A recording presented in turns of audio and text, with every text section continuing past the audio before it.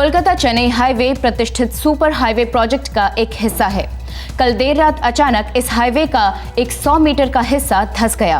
Highway के इस भाग का निर्माण विदेश की 2 कंस्ट्रक्शन कंपनियों ने मिलकर किया है। सुपर हाईवे प्रोजेक्ट केंद्र सरकार का एक ड्रीम प्रोजेक्ट रहा है। ये 14,000 किलोमीटर का प्रोजेक्ट देश के कई राज्यों के बड़े बड़े शहरों को जोड़ता है। ये कहना गलत नहीं होगा कि सुपर हाईवे प्रोजेक्ट देश की नई जीवन रेखा है, जिसे बनाने में लगभग 10 बिलियन अमेरिकी डॉलर खर्च हो रहे हैं। दर्शकों को हम याद दिला दें कि 4 साल पहले देश की इस नई जीवन रेखा सुपर हाईवे प्रोजेक्ट के निर्माण के दौरान भ्रष्टाचार के कई केसेस सामने आए थे। माना जाता है कि इस भ्रष्टाचार को रोशनी में लाने के प्रयास के दौरान एक सिविल इंजीनियर सत्यप्रकाश चौबे को अपनी जान गंवानी पड़ी थी।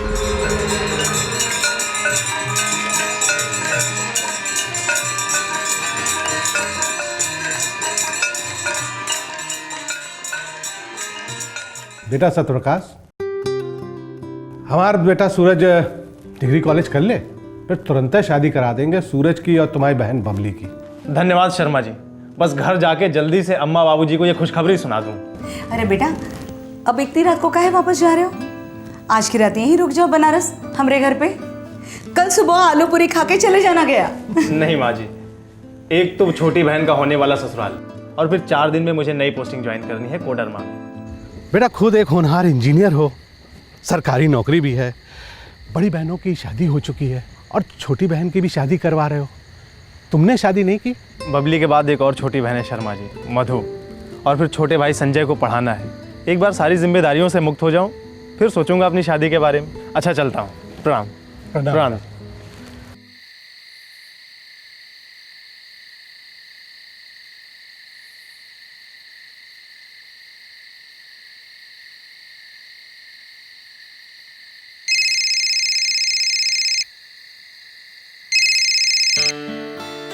हाँ सीमा, सुनो, बबली की शादी पक्की हो गई है 2 साल में। 2005 में करने के लिए बोल रहे हैं शर्मा जी। कांग्रेचुलेशन सत्या, तुम अभी हो कहाँ? वाराणसी स्टेशन पर, आधे घंटे बाद ट्रेन है मेरी। हाँ सत्या, लेकिन तुम कोडरमा की पोस्टिंग के बारे में दोबारा नहीं सोचोगे? सोचना क्या है सीमा, 4 दिन में गया में सब कुछ निपटाकर 1 दिसंबर से कोडरमा। सत्या, वहाँ के हालात तुम्हें पता है, और जो कुछ भी हुआ उसके बाद भी तुम्हें वहाँ जाने से डर नहीं लग रहा है? सीमा, जनरल मैनेजर बन के जा रहा हूँ, प्रोजेक्ट डायरेक्टर का पोस्ट है ये दर्जा मुझे ताकत देता है करप्शन को रोकने के लिए। ये दर्जा, ये नौकरी संविधान का दिया हुआ हथियार है सीमा। हाँ, लेकिन तुम अपनी जिंदगी दांव पर लगा रहे हो सत्या। मैं जिंदगी को सिर्फ अच्छे काम पर लगा रहा हूँ सीमा। तुम अकेले हो, वो कई सारे, उनके हाथ में पावर है सत्या। आम आदमी के पावर को उन्होंने अभी देखा ही कहाँ है, और फिर कब तक डर डर के जिएंगे? जब डूबो भी तो इतने सुकून से डूबो कि आसपास की लहरों को भी पता ना लगे।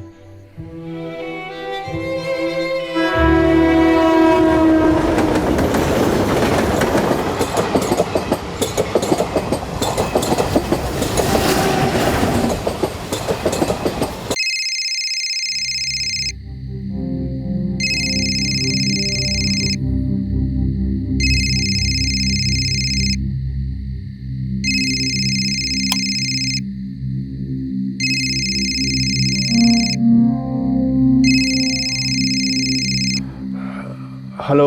हाँ मिश्रा जी, मैं सत्यप्रकाश बोल रहा हूँ। हाँ सत्यप्रकाश सर, आप पहुंच गए क्या? अरे नहीं, अभी 3 घंटे बाकी हैं भाई। आप गाड़ी भेज रहे हैं ना? हाँ बिल्कुल भेज रहा हूँ सर जी। वो आपका रेगुलर ड्राइवर है ना नदीम, वो ईद की छुट्टी पर है, लेकिन आपको लेने संतोष नाम का लड़का आएगा।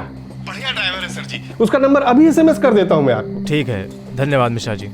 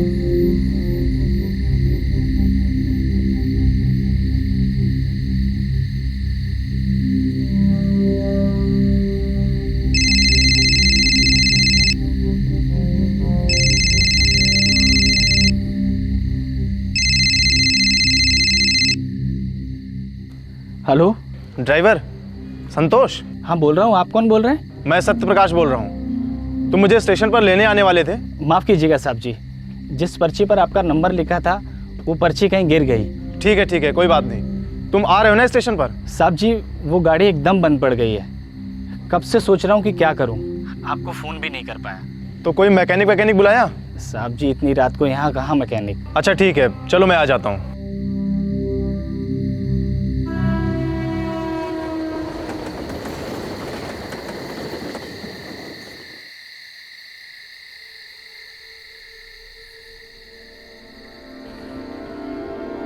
भाई साहब, भैया, ओ भैया, ओ भाई साहब, सर्किट हाउस चलेंगे? हाँ, सर्किट हाउस।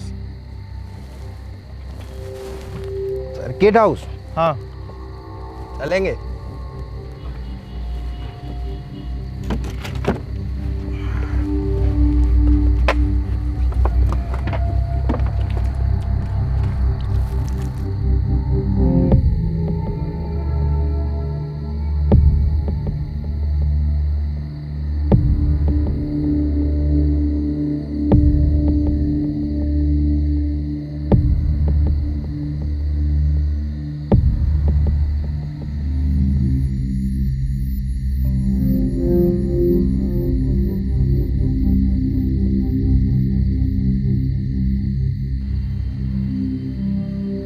कौन है आप?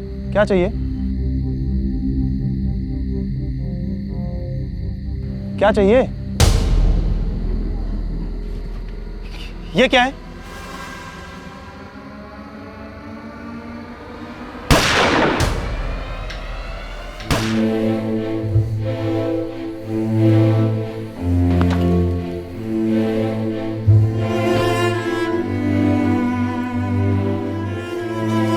दो 2003 में जब सत्य प्रकाश की हत्या हुई तो वो सिर्फ 30 वर्ष का था। इतिहास हमेशा एक इंस्पिरेशन होता है, एक गाथा होती है निर्माण की, प्रगति की। एंशिएंट हिस्ट्री, रीसेंट हिस्ट्री हमें ऐसे लोगों और उनके जीवन के बारे में बताती है और सिखाती है जिनसे हम हमेशा प्रेरित होते हैं। लेकिन कुछ इतिहास हमारे आसपास हमारे जीवन काल में घटते हैं जिन्हें कई बार हम एक हादसा मानकर भूल जाते हैं। कुछ जिंदगियां जो छोटे से वक्त में ही सही लेकिन बहुत कुछ कर जाती हैं और जिनकी मौत हमें झकझोर कर रख देती है। ऐसे लोग और उनकी जिंदगी के बारे में जानना और उससे बहुत कुछ सीखना बेहद जरूरी है। भारत माता के इस बेटे सत्य प्रकाश चौबे ने अपनी छोटी सी जिंदगी में जीते जागते आदर्शवाद की एक अनोखी मिसाल कायम की। क्राइम पेट्रोल दस्तक कल अपने 100 एपिसोड पूरे कर रहा है। इस मौके पर हमने एक ऐसे आदमी को श्रद्धांजलि देने के बारे में सोचा है जो इस देश के इतिहास में खास माना जाएगा। सत्य प्रकाश की जीवनी आने वाली कई पीढ़ियों के लिए ज़मीर का दस्तावेज होगी जो उन्हें सच की रोशनी दिखाएगी।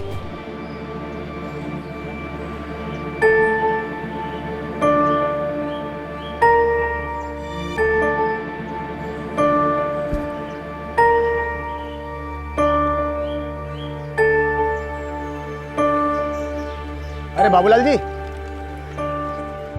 अरे मास्टर जी, कैसे हैं आप? सब खैरियत? हम तो ठीक है भैया, पर आपका बेटवा है ना सत्य प्रकाश, हमारी तो बोलती है बंद कर दिया है। क्यों मास्टर जी, क्या किया सत्य प्रकाश ने? अरे बाबूलाल जी, आपको पता है 10वीं की प्रीलिम परीक्षा में कितना नंबर पाया है वो? अरे देखिएगा, इस बार वो 10वीं की परीक्षा में टॉप करेगा, पूरे राज्य में अव्वल नंबर लाएगा वो। मास्टर जी, सब आप टीचर लोगों की मेहरबानी है, तभी तो एक गरीब का बच्चा इतनी मेहनत कर पा रहा है। अरे नहीं नहीं बाबूलाल जी, ऐसी बात नहीं है। सत्य प्रकाश मेहनत के परे है। अरे उसके सिर पर तो साक्षात सरस्वती माँ का हाथ है। जय सरस्वती माँ। मास्टर जी, सत्य प्रकाश पढ़ेगा तो उसके भाई बहनों के लिए मिसाल होगी। अरे क्या कह रहे हैं चौबे साहब, सत्य प्रकाश सिर्फ अपने भाई बहनों का ही नहीं बल्कि पूरे कस्बे के बच्चों के लिए मिसाल बनेगा। देखिएगा, वो अपने गांव शाहपुर का नाम पूरे देश में रोशन करेगा। अरे बस लिखित ही समझिए इसे।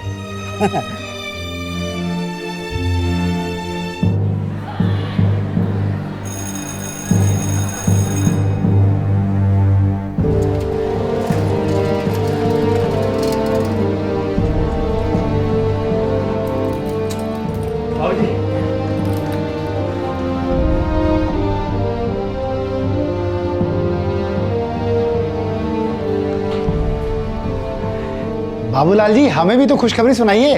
अरे स्टेट बोर्ड टॉप कर गया है, पूरे राज्य में पहला नंबर आया सत्य प्रकाश का। अरे वाह, बाबूलाल जी देसी घी के लड्डू मंगवाइए। जी जरूर। हमारे सत्य प्रकाश की आगे की पढ़ाई में कोई कसर मत छोड़िएगा। बड़े शहर जरूर भेजिएगा इसे। सत्या,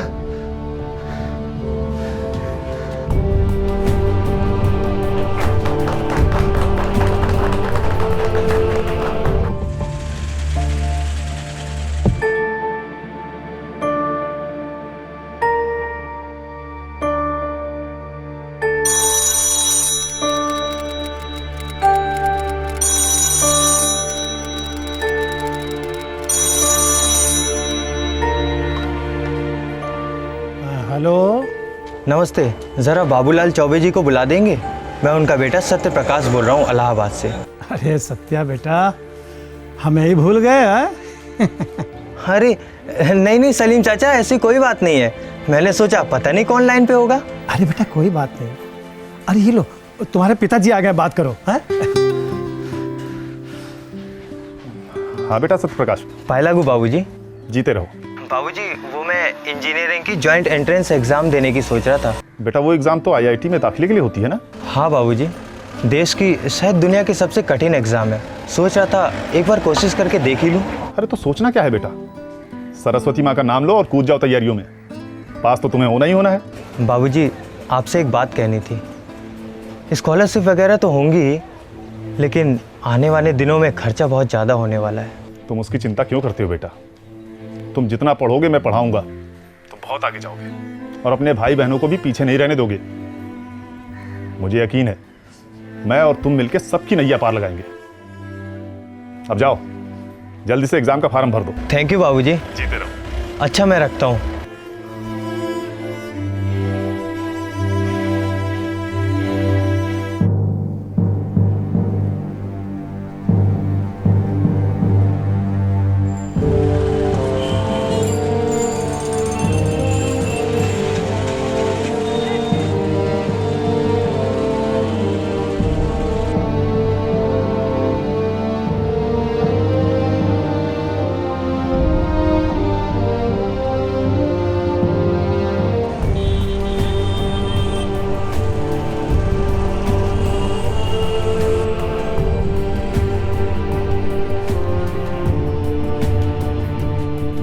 सत्य प्रकाश बिहार के सिवान जिले के शाहपुर गांव का पहला ऐसा विद्यार्थी था जिसे आईआईटी में एडमिशन मिला था। इस छोटे से गांव के लिए यह बहुत बड़ी बात थी। एक ऐसा गांव जहां सबसे करीबी टेलीफोन बूथ 5 किलोमीटर की दूरी पर था। सत्य प्रकाश के पिता चीनी की एक कारखाने में क्लर्क थे। बचत तो बहुत दूर की बात है, महीने के आखिर में बिना चीनी की चाय पीने वाली हालत हो जाती थी। इस सब के बावजूद सत्य प्रकाश ने विश्व विख्यात आईआईटी में भी शानदार प्रदर्शन किया। हमेशा की तरह अव्वल नंबरों से पास होता गया। नहीं यार, मैं तो एमटेक ही करूंगा। तू सिविल इंजीनियरिंग में एमटेक करेगा और उसके बाद क्या? तू देश का इंफ्रास्ट्रक्चर सुधारेगा। इंफ्रास्ट्रक्चर राकेश सब कुछ है, अपने देश का फ्यूचर बदल जाएगा। अबे अपने खुद के फ्यूचर पर पहले ध्यान दे। पहले किसी अच्छी सी कंपनी में सेटल हो जा, अपने घर वालों को सेटल कर ले, फिर करना यार सोशल सर्विस। तुम लोग समझ नहीं रहे हो यार। मैं एक ऐसे गांव से आता हूं जहां पे टेलीफोन भी करना हो तो 5 किलोमीटर दूर जाना पड़ता है, साइकिल पर या पैदल। सड़कें नहीं है, बिजली ठीक से नहीं आती है, कुछ भी नहीं है यार वहाँ पर। प्राइवेट कंपनियाँ तो ये सब कुछ करेंगी नहीं। अरे प्राइवेट कंपनियों के तो रडार में भी मेरे गाँव का नाम नहीं है। सरकार ही कुछ कर सकती है, इसलिए मैं सरकार के लिए कुछ करना चाहता हूँ। अगर हम आज़ादी के जस्ट बाद की पीढ़ी होते तो ये सब कुछ समझ में भी आता, पर ये 1994 है मेरे भाई। हम 20वीं सदी के ग्लोबल खिलाड़ी बनने की कगार पर खड़े हैं। देखना, दुनिया की हर मल्टीनेशनल कंपनी यहाँ बिजनेस करने आएगी एक दिन। बढ़िया है, आए, लेकिन जब वो यहाँ आएंगे और देखेंगे कि यहाँ का इंफ्रास्ट्रक्चर इतना वीक है, सड़कों की हालत इतनी खस्ता है, पहली फ्लाइट से वापस लौट जाएंगे। फ्यूचर इंटरनेट का है दोस्त, तेरी सड़कों का नहीं। इन्फॉर्मेशन हाईवे पे सारा बिजनेस होगा। ये सब रास्ते वास्ते ना सब अपने आप बन जाएंगे, इसके लिए पूरी लाइफ डालने की क्या जरूरत है। मैंने तो बचपन में ही सोच लिया था यार कि मुझे देश के लिए कुछ करना है। मुंह के बल गिरेगा सत्या। गिर गिर के ही तो हम खड़ा होना सीखते हैं। एसी ऑफिस में कुर्सियां गर्म करने से हम कभी खड़ा होना नहीं सीख सकते हैं, चलना तो बहुत दूर की बात है। यार तेरे जैसे ना कई आकर गए, इतिहास की किताबें पढ़। हम या तो इतिहास पढ़ सकते हैं या आने वाला इतिहास बदल सकते हैं। लगे रहो सत्य प्रकाश चौबे जी, लगे रहो, लेकिन जरा संभल के। कहीं इतिहास बदलने के चक्कर में खुद इतिहास मत हो जाना।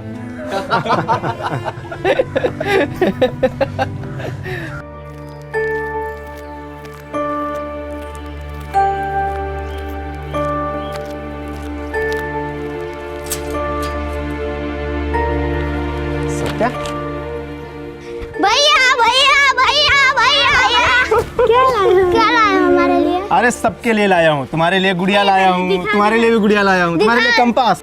प्रणाम बाबूजी, कैसे हैं? बिल्कुल ठीक बेटा। प्रणाम अम्मा, कैसी हैं? तुम कैसे हो? एकदम बढ़िया, आशीर्वाद है। हाँ हाँ हाँ हाँ, ये देखो सबके लिए है, ये तुम्हारे लिए और ये तुम्हारे लिए गुड़िया, ये तुम्हारे लिए कंपास बॉक्स। जाओ खेलो। बाबूजी, ये आपके लिए कमीज रेडीमेड है, आजकल यही चलती है बाबूजी। अम्मा, ये तेरे लिए साड़ी है, अगली बार तेरे लिए मिक्सी लेकर आऊंगा। सालों से देख रहा हूँ तू इसी सिल बट्टे पे खुद पिसी जा रही है मसाले के साथ। मिक्सी आने से क्या होगा बेटा, पहले बिजली तो ठीक से आ जाए। बाबूजी, बिजली भी आएगी, मुझे पूरा भरोसा है। बाबूजी, मैं एमटेक करना चाहता हूँ बनारस हिंदू यूनिवर्सिटी से। बेटा ये एमटेक आईआईटी के बीटेक से ऊपर की डिग्री है ना? हाँ बाबूजी, एमटेक करने के बाद मुझे आईएएस के एग्ज़ाम में काफ़ी फ़ायदा मिलेगा बाबूजी। ये आईएएस क्या है बेटा? Indian engineering service. जैसे आईएएस होता है, आईपीएस होता है, वैसे ही आईएएस बाबूजी।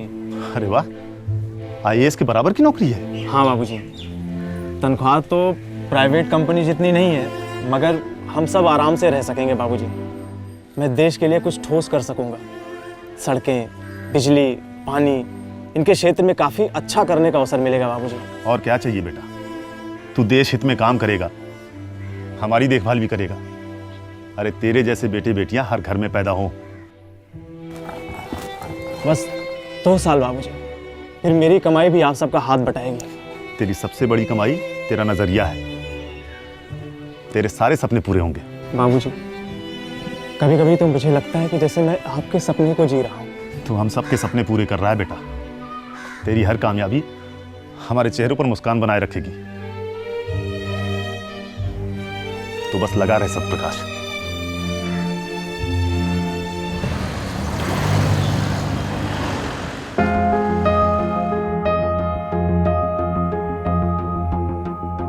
बहुत अच्छा है। काम कहाँ करते हो मिस्टर चौबे?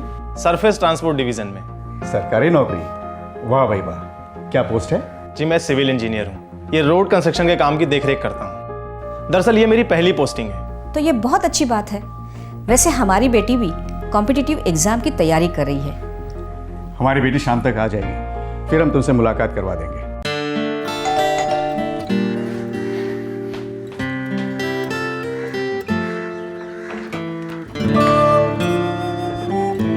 हाय, मैं सीमा। ओ है, मैं सत्यप्रकाश चौबे। Very good. अब आप लोग मुझे ये बताइए कि हमारे सोलर सिस्टम में सबसे कोल्ड, सबसे ठंडा प्लैनेट कौन सा है? प्लूटो। Very good. और जो सबसे बड़ा प्लैनेट है वो कौन सा है? जुपिटर। बच्चों, अब मैं आपको आपके नए मैथ्स के टीचर से मिलवाती हूँ। सत्यप्रकाश।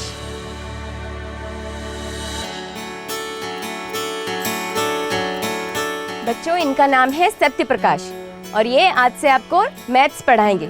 अब आप लोग इनको नमस्ते कहिए। नमस्ते। अच्छा काम करती हो तुम। Thank you Satyaprakash. मुझे खुशी है कि इन बच्चों को तुम जैसा टीचर मिला है, IITian। सीमा, मैं तो चाहता हूँ कि इस देश के हर बच्चे को IIT जैसे कॉलेज में पढ़ने का मौका मिले। इस देश का हर बच्चा काबिल है, हर एक बच्चा। सही कहते हो तुम। पढ़े लिखे बच्चे इस देश की सबसे बड़ी संपत्ति होंगे, जो इस देश की तकदीर को दोबारा लिखेंगे।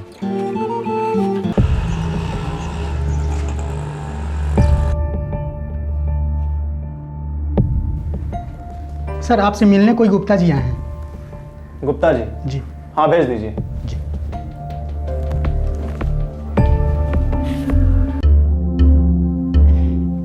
नमस्कार सत्यप्रकाश बाबू।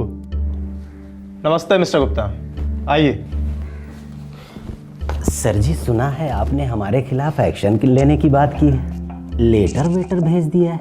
मिस्टर गुप्ता, एक तो आपका कंस्ट्रक्शन मटेरियल सब स्टैंडर्ड है, ऊपर से आपको एडवांस भी दिया गया है, पर उतना टाइम, उतना लेबर और उतना मटेरियल कुछ मैच नहीं करता। अरे कहाँ चवन्नी अठन्नी के चक्कर में बैठ गए सत्यप्रकाश बाबू हैं? अरे मिनिस्ट्री सालों से हमें बुला बुला कर काम दे रही है। आपसे पहले जो ऑफिसर थे ना, वो लाखों में एक थे और अब धीरे धीरे लाखों में 8 हो गए।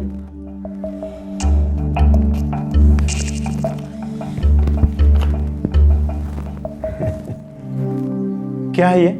लाखों में 8 हैं, कल को करोड़ों में 1 होंगे। जमाना बहुत अच्छा चल रहा है साहब। मिस्टर गुप्ता, मैं 1 मिनट में आता हूँ। जी साहब।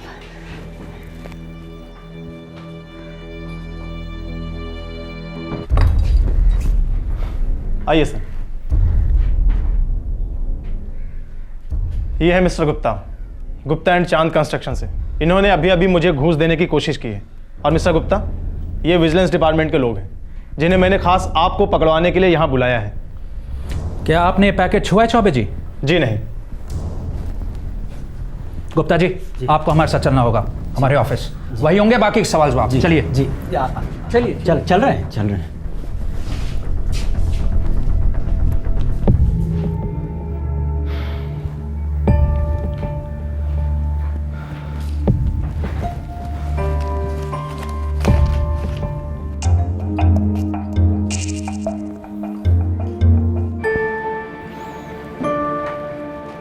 आप IIT पास हो, BHU पास हो, IAS पास हो, और समझ में नहीं आता इन तीनों इम्तहानों में कॉमन सेंस का पर्चा नहीं था क्या? बेईमानी कॉमन सेंस नहीं होती है गुप्ता जी। बेवकूफी भी नहीं होती चौबे जी। ये जो अभी ऑफिसर्स आए थे ना, कुछ सालों पहले मुझे उठा ले गए थे।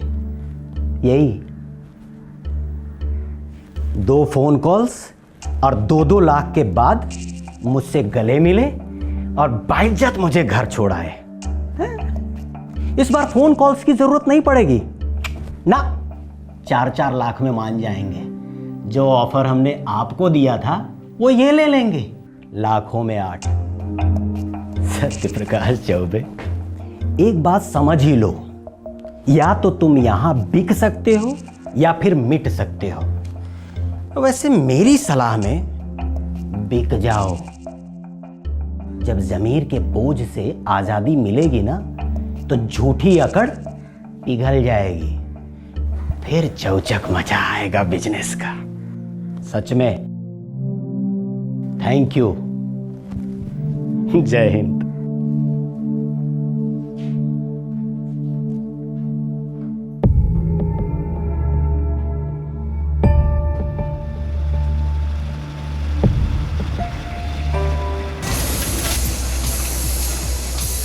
केंद्र सरकार का सबसे बड़ा और सबसे प्रतिष्ठित प्रोजेक्ट सुपर हाईवे प्रोजेक्ट का आज उद्घाटन हुआ। 14,000 किलोमीटर का ये रोड नेटवर्क भारत के सभी राज्यों के सभी बड़े शहरों को 4 लेन हाईवे से जोड़ेगा। इस प्रोजेक्ट के द्वारा हमारे देश की सरफेस ट्रांसपोर्ट सुविधा में क्रांति आने की पूरी उम्मीद की जा रही है। इस विशाल प्रोजेक्ट को पूरा करने के लिए देश विदेश की बड़ी बड़ी कंस्ट्रक्शन कंपनियों को कॉन्ट्रैक्ट दिए गए हैं।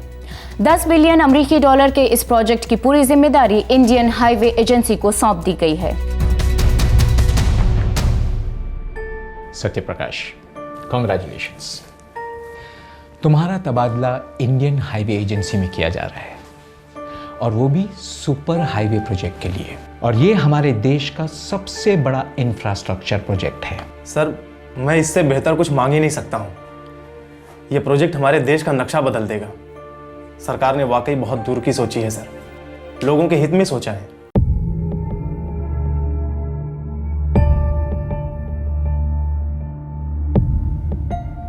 सिवान, बिहार से हो? जी सर, शाहपुर गांव। कोडरमा में 12 चिट्टा औरंगाबाद सेक्शन इस वक्त लाइव है, वहाँ काम करना पसंद करोगे? जी सर, मेरे इलाके में पोस्टिंग मिल जाए तो बहुत खुशी होगी सर। कोडरमा आईएचए का हेड डिवीजन है। गया और धनबाद दोनों कवर होते हैं। और तुम्हें प्रोजेक्ट डायरेक्टर PS त्रिवेदी को रिपोर्ट करना होगा।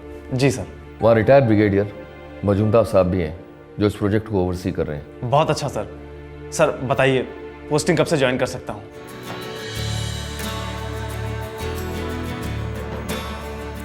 क्यों बे संदीप के बच्चे, क्या कहा था तूने 1994 में? हमें सड़कों की जरूरत नहीं है, इंटरनेट हाईवे की जरूरत है। साले हम चारों कल ही मिले थे, अमर, राकेश और मैं। तुझे बहुत याद कर रहे थे यार सब। दोस्त क्या कहा था तुमने? ऊंची ऊंची बिल्डिंगें बनेंगी। खैर वो तो बन रही हैं, लेकिन उनसे भी हजारों गुना बड़ा प्रोजेक्ट है सुपर हाईवे प्रोजेक्ट, जिसमें मैं काम कर रहा हूँ। पढ़ा मैंने पेपर्स में, 45,000 करोड़ का प्रोजेक्ट। सुपर्ब यार। तो सही कह रहा था दोस्त, देश में सड़कें बरस रही हैं। तो आजा संदीप, सड़कें तेरा इंतजार कर रही हैं। आएंगे यार आएंगे, एक दिन जरूर आएंगे। वो एक दिन तभी आएगा जब तू ये तय करेगा कि अब बस वतन वापस चलते हैं। मैं तो कहूँगा संदीप तू अभी आ जा, भारत चमक रहा है, तेरी सख्त जरूरत है यहाँ।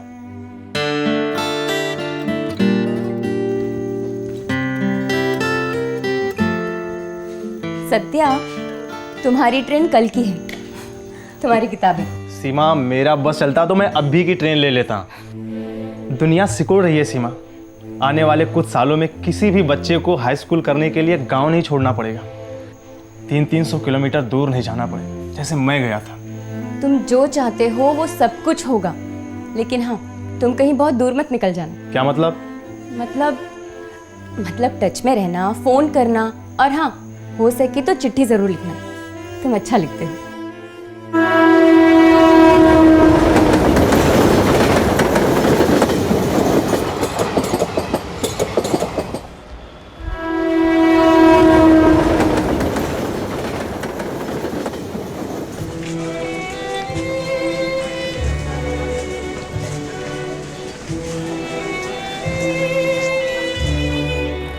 सत्य प्रकाश चौबे हरदम अपना सपना अपने साथ लेकर चलता था। वो एक ऐसा रास्ता बनाना चाहता था जो सही मायने में लोगों को जोड़ता, लेकिन ऐसे रास्ते पर चलने में और लोगों को इन पर चलाने में बेशुमार रुकावटें आती हैं। लेकिन सत्य प्रकाश का मानना था कि अगर इरादा पक्का हो तो पक्की सड़क को कोई नहीं रोक सकता। पर सत्य प्रकाश का हौसला दरअसल उसी के लिए एक दस्तक थी कि टेढ़े लोगों को ना तो सीधे रास्ते रास आते हैं और ना ही उन्हें बनाने वाले सीधे लोग।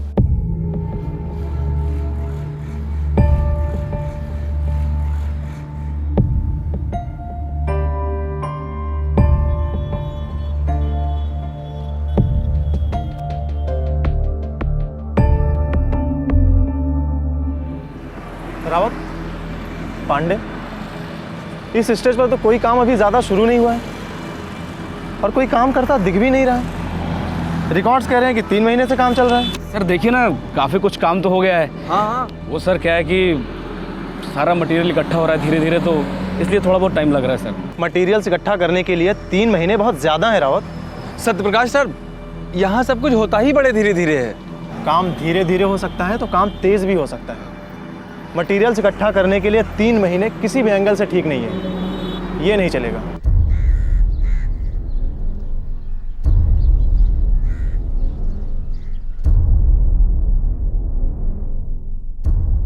काम डाउन सत्यप्रकाश, मैं यहाँ का प्रोजेक्ट डायरेक्टर हूँ और मुझे अच्छी तरह से पता है यहाँ काम कैसे होता है। सर ये देखिए, ये फाइल कहती है कि 12 चिट्टा से औरंगाबाद का 60 किलोमीटर का स्ट्रेच का कॉन्ट्रैक्ट P&Q को दिया गया है, जबकि हकीकत ये है सर कि P&Q ने उसे किसी लोकल कॉन्ट्रैक्टर को सबलेट किया है और सर उस लोकल कॉन्ट्रैक्टर ने उसे 4 छोटे छोटे लोकल कॉन्ट्रैक्टर्स को सबलेट किया है। तो it's a procedure, it's a standard normal procedure. Standard normal procedure? जी हाँ। 60 किलोमीटर का स्ट्रेच का 450 करोड़ का कॉन्ट्रैक्ट एक मल्टीनेशनल कंपनी को दिया गया है और वो कंपनी एक लोकल कॉन्ट्रैक्टर को आधे से भी कम प्राइस में ऑफर करती है। सर आगे कहा जा रहा है कि ये कॉन्ट्रैक्ट उस लोकल कॉन्ट्रैक्टर को उसकी काबिलियत के बेसिस पे दिया गया है और इतने सारे एडवांसेस दिए गए हैं। सर ये रूल के बिल्कुल खिलाफ है और वो भी कॉन्ट्रैक्ट मिलने के सिर्फ 2 दिन के अंदर। सर 3 महीने हो गए हैं, अभी तक एक पत्थर भी नहीं हिला है। तो तुम क्यों पत्थर बन रहे हो मिस्टर इंजीनियर? तुम्हारा काम है कंस्ट्रक्शन की क्वालिटी को सुपरवाइज करना। जब कंस्ट्रक्शन शुरू हो जाएगा तुम्हारा काम भी शुरू हो जाएगा। सर तब तक मैं क्या करूं? कुछ मत करो, बैठे रहो, वो भी चुपचाप बैठे रहो। और याद रहे, तुम यहां महज एक सुपरवाइजर हो, इन्वेस्टिगेटर नहीं। तुम्हारी बेमतलब की मीटिंग की वजह से मेरे हजारों काम रोक रखे। अब तुम यहां से जाओगे तो मुझ पर मेहरबानी होगी। सुनो, ये फाइल यहीं पर रख दो। और हां सत्यप्रकाश, आइंदा मुझे ऐसे लेक्चर देने की कोशिश भी मत करना।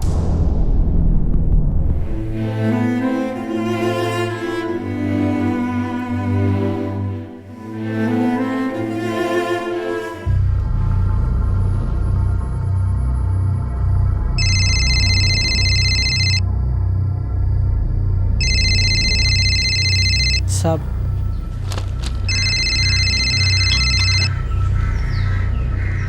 त्रिवेदी, जय हिंद त्रिवेदी साहब। जय हिंद मजूमदार जी। वो यहाँ पर एक लड़का आया है दिल्ली से, वो सत्यप्रकाश चौबे जी, वही नौशिखिया सत्यप्रकाश। अपने नाम को कुछ ज्यादा ही सीरियसली ले रहा है वो। क्यों त्रिवेदी साहब, क्या कह रहा था? वही बचकाने सवाल, लोकल कॉन्ट्रैक्टर्स को सबलेटिंग क्यों किया गया है, 3 महीने से काम क्यों नहीं हो रहा है, वही सब वगैरह वगैरह। ये युवा पीढ़ी भी बड़ी जल्दी में लगती है।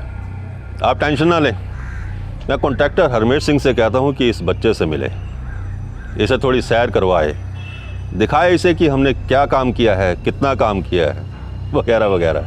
जय हिंद मजूमदार जी, जय हिंद। जय हिंद।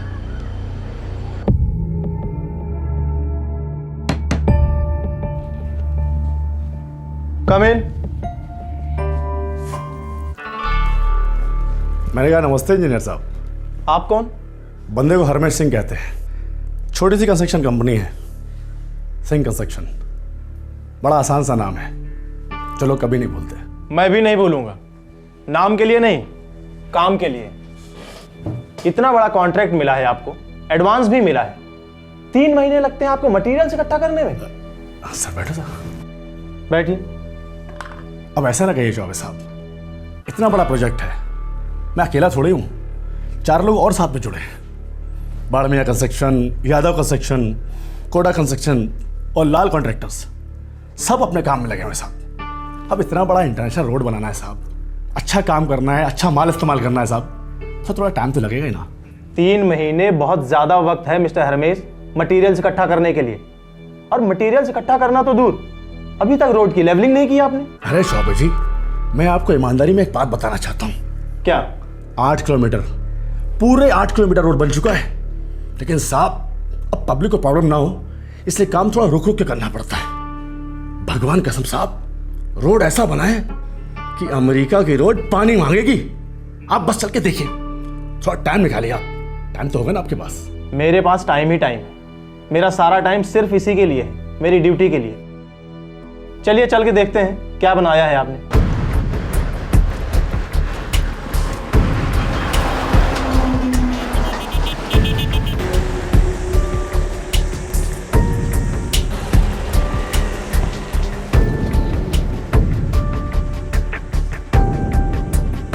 देखिए ना सर जी, गाड़ियाँ कहते सर सर करके जा रही हैं, ऐसा लग रहा है जैसे हीरोइन की गाल पे से फिसल रही है सर। हाँ देखिए ना सर।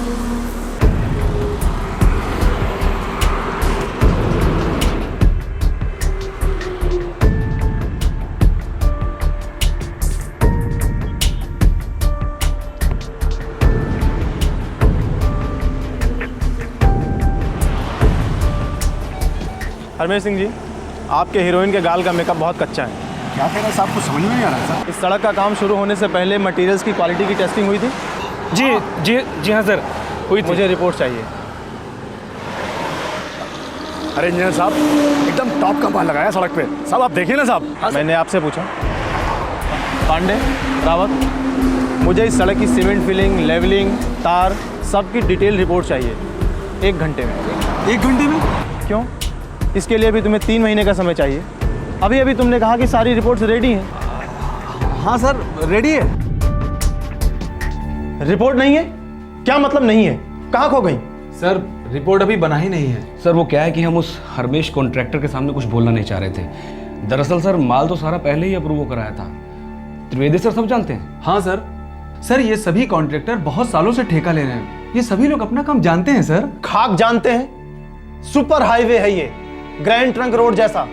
तुम लोगों को पता भी है कि तुम लोग किस प्रोजेक्ट पर काम कर रहे हो? सर हमें तो ये भी पता है कि एक बार प्रोजेक्ट डायरेक्टर साहब ने ग्रीन सिग्नल दे दिया तो दे दिया। जी सर।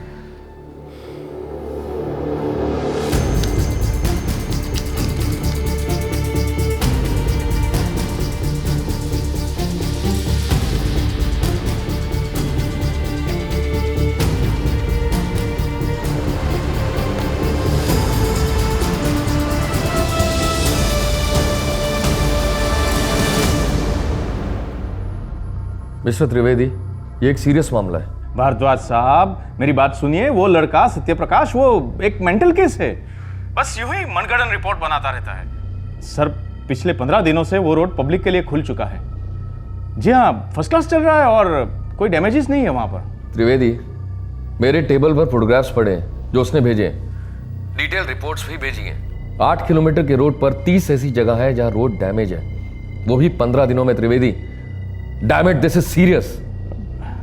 लेकिन सर ये लड़का चाहता क्या है? उसने 8 किलोमीटर की रोड को दोबारा बनाने की रिकमेंडेशन दी है। क्या 8 किलोमीटर पूरा का पूरा वापस? शुक्र मानो 8 ही बोले, दोबारा बनवाओ, कॉन्ट्रैक्टर्स को गर्मी दिखाओ। और याद रखो त्रिवेदी, ये सरदर्द तुम्हारा है, मेरा नहीं। शुक्र मानो ये रिपोर्ट मेरे तक ही आई है, आगे नहीं गई।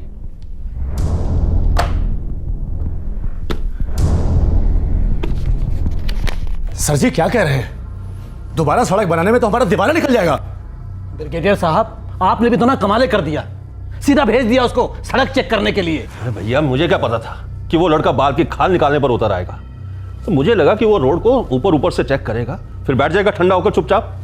अब कोई तो तोड़ होगा त्रिवेदी सर जी, कुछ कीजिए ना सर जी। देखिए, मैं दिल्ली संभाल रहा हूं, आप लोग उस लड़के को संभाल लीजिए, जो करना है कीजिए, लेकिन उसे भगाओ यहां से। उसके रहते हुए हमारा एक काम नहीं हो सकता।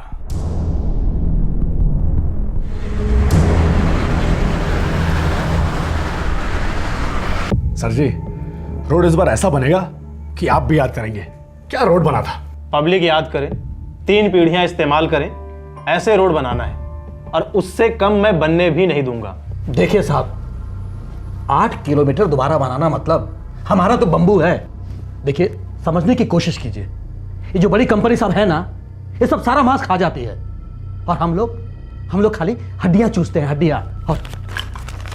और ये जो हाई फाई चीज आप लिख कर दिए हैं ना, ये हम खरीदने जाएंगे ना तो हम लोगों का कच्चा तक बिक जाएगा। ये आप जो हड्डी और मांस की बात कर रहे हैं ना, ये आम आदमियों के हैं, और ये सड़क भी आम आदमियों के पैसे से बन रही है, उन्हीं के लिए बन रही है। मुझे सिर्फ उनकी फिक्र है, समझ गए? आपके कच्छों और चड्ढियों की नहीं। अगर काम करना नहीं आता है ढंग से तो कोई दूसरा काम कीजिए, जाइए। साहब, आपको इस लाइन में जितने हफ्ते हुए हैं ना, उतने बरस गुजारे हैं हमने यहाँ। हमें और कुछ तो करना नहीं आता, पर हाँ, जो हमारा जीना दुश्वार करेगा ना, उसको तो हम ठीक कर ही देंगे। अरे यादव जी, अगर ये धमकी थी तो फिर से ट्राई कीजिए, क्योंकि आपके सड़कों की तरह आपकी ये धमकी भी कच्ची थी। अरे चौबे साहब, हम बाल बच्चे वाले लोग आपको क्या धमकी देंगे साहब?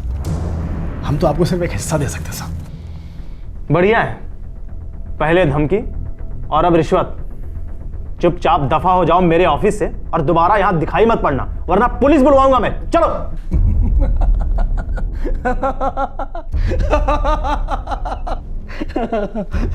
ए चौबे जी, अरे आए कहां से हो आप?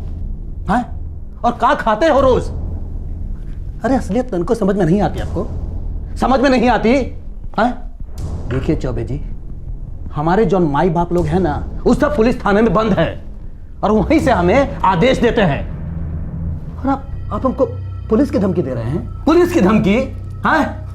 देखिए इंजीनियर साहब, आप जो देश की भलाई की बात कर रहे हैं ना, इसमें किसी की भलाई नहीं है, सिर्फ धुलाई ही धुलाई है, वो भी जम के। समझ जाओ तो अच्छा है, नहीं तो आपकी किस्मत। क्या रिश्वत ना लेना जुर्म है? क्या अपनी ड्यूटी निभाना, लोगों का भला करना गुनाह है? जब हम अपने बच्चों के लिए स्कूल ढूंढते हैं तब एक चीज काफी मायने रखती है, और वो है संस्कार, वैल्यूज। लेकिन बड़े होने पर क्या इन वैल्यूज, इन संस्कारों का आम जिंदगी में इस्तेमाल हो पाता है? पढ़ाई की दुनिया से जब लोग कमाई की दुनिया में कदम रखते हैं तब इन संस्कारों की अग्नि परीक्षा होती है। एक जवान पढ़ा लिखा लड़का या लड़की किस हद तक करप्शन की दुनिया से लड़ पाएंगे? एक ऐसी दुनिया जहां दिन रात उनके सारे नैतिक मूल्यों की धज्जियां उड़ती हैं। ऐसे में बंदा क्या करे? हार मान ले, या फिर अपनी हार निश्चित होने के बावजूद अपने मिशन में लगा रहे, लड़ता रहे? क्या करे?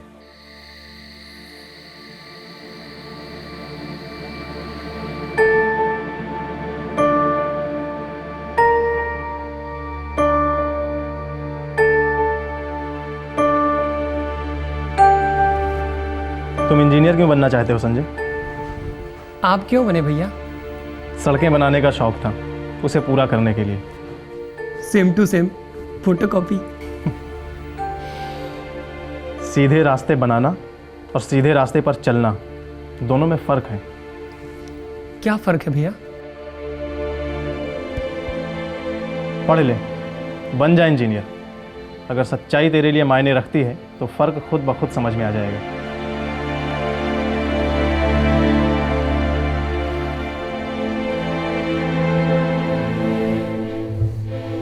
सीधे रास्ते पर बहुत कांटे हैं, बहुत चुभेंगे, खून भी बहेगा, लेकिन रुकना मना है, मुड़ना मना है।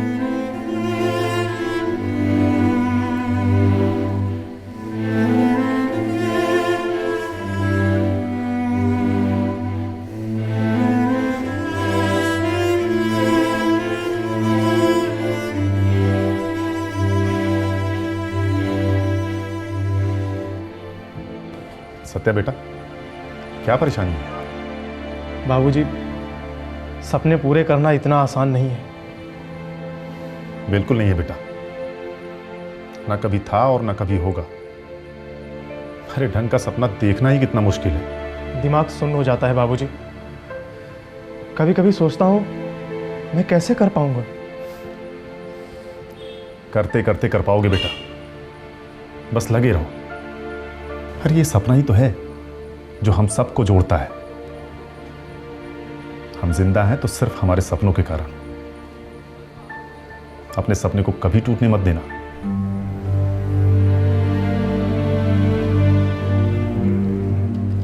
डियर सर, बहुत सोच विचार के बाद मैंने आपको ये लेटर लिखने का फैसला किया है। आप मेरे दर्द को समझेंगे, क्योंकि मेरा भी वही सपना है जो आपका है, और हमारे सपने को पूरा होने से रोका जा रहा है। सुपर हाईवे प्रोजेक्ट में जिन बड़ी बड़ी मल्टीनेशनल कंपनियों को कॉन्ट्रैक्ट्स दिए गए हैं, वे सिर्फ पैसे बना रही हैं, सड़कें नहीं। सब कॉन्ट्रैक्टिंग इस हद तक हो रही है कि बहुत ही नालायक और बेईमान किस्म के लोग सड़कें बना रहे हैं। इनके पास ना टेक्नोलॉजी है, ना कैपिटल है, और ना ही अच्छा काम करने का इरादा। सब स्टैंडर्ड मटेरियल इस्तेमाल हो रहा है, 3-3 महीनों तक काम शुरू नहीं हो रहा है। ऊपर से इन सभी को आए दिन एडवांस पैसे दिए जा रहे हैं। इसके चलते अच्छी सड़कें कैसे बनेंगी सर? जो कुछ बन रहा है बहुत जल्दी खत्म हो जाएगा सर। सरकार की सेवा में एक इंजीनियर होने के नाते ये मेरा धर्म बनता है कि मैं आपको आगाह कर दूं कि IHA के निचले लेवल पर करप्शन बहुत ऊंचे लेवल का है। जाहिर है IHA के ऊंचे लेवल के आशीर्वाद के बिना यह मुमकिन नहीं है। हर कोई अपनी जेब भरने पर तुला है, लूट मची हुई है, और लूटा जा रहा है आम आदमी सर। वो आम हिंदुस्तानी जो खून पसीना एक करने के बाद सरकार को टैक्स देता है। इन पैसों का गलत इस्तेमाल करने का किसी को हक नहीं है। हमारा फर्ज बनता है कि उस टैक्स के बदले हम उस आम आदमी को, उसके बच्चों को अच्छी सड़कें दें। हिंदुस्तानी आदमी बहुत सहनशील है सर, वो शिकायत नहीं करता, लेकिन इसका यह मतलब नहीं कि वो अच्छी सड़कों का हकदार नहीं। सर, मैं आपसे अनुरोध करता हूं, भीख मांगता हूं कि आप खुद इस मामले में दखल दीजिए।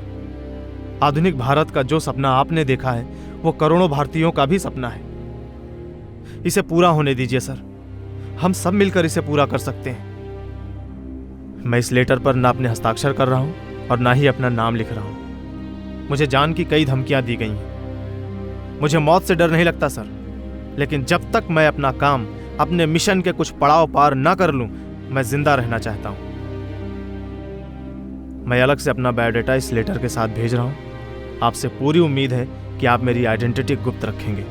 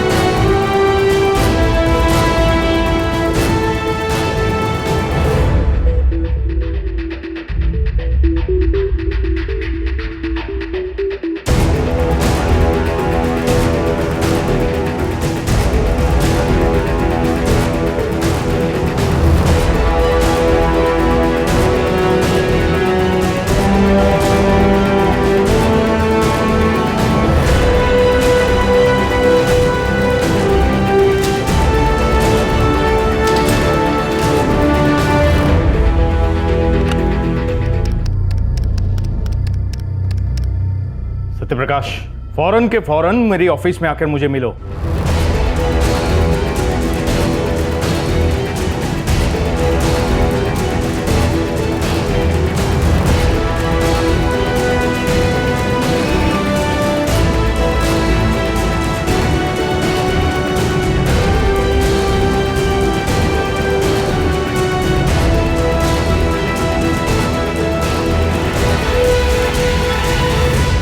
सत्यप्रकाश चौबे, दिल्ली की सबसे बड़ी ऑफिस को शिकायत भरा प्रेम पत्र लिख दिया तुमने।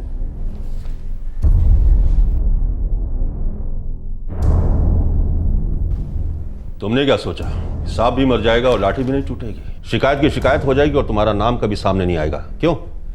ब्रिगेडियर साहब, मेरे पास दूसरा कोई चारा नहीं था। तो गलत चारा चुना तुमने सत्यप्रकाश, क्योंकि तुम्हारी इस हरकत की वजह से मुझे सस्पेंशन लेटर मिल गया।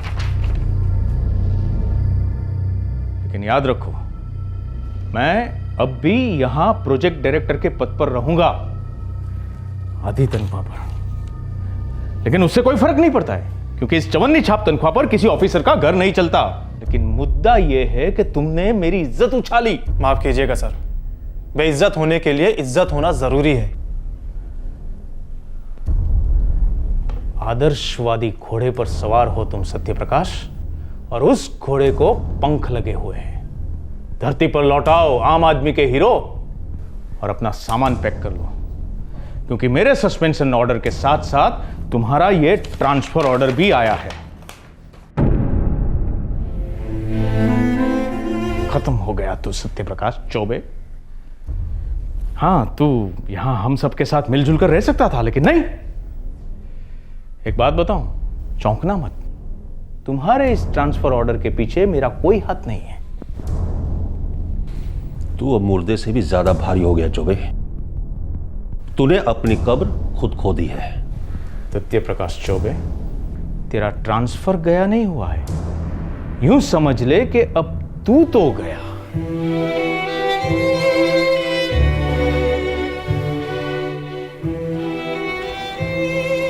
सर, बड़े दुख और घोर आश्चर्य के साथ मुझे कहना पड़ रहा है कि मेरा नाम और मेरा लिखा गया लेटर आपके ऑफिस से लीक हुआ है।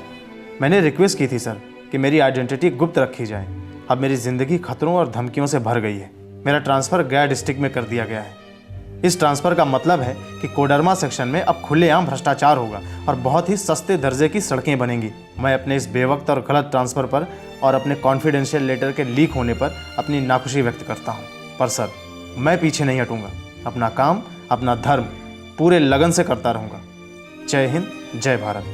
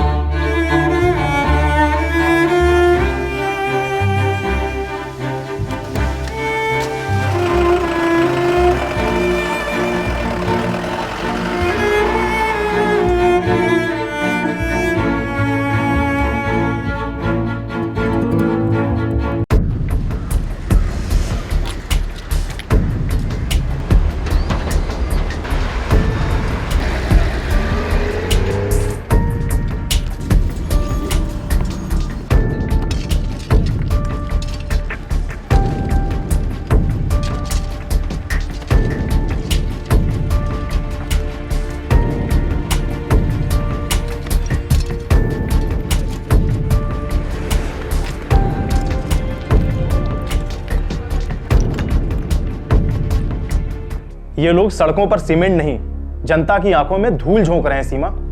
हाँ मैं समझ रही हूँ सत्या, ये तो सरासर लूट है। ये करप्शन कर रहे हैं एक बात है, लेकिन सड़कें किस तरह से बना रहे हैं? ये सड़कें टिकेंगी ही नहीं सीमा। टोल टैक्स से लाखों करोड़ों कमाए जाएंगे, लेकिन सड़कों की हालत खस्ता होती रहेगी। और ये लोग अमेरिका, जापान और यूरोप जैसे देशों से अपनी तुलना करते हैं। सवाल ही नहीं पैदा होता है। जब बीज जहरीला होगा तो फल कहां से मीठा होगा?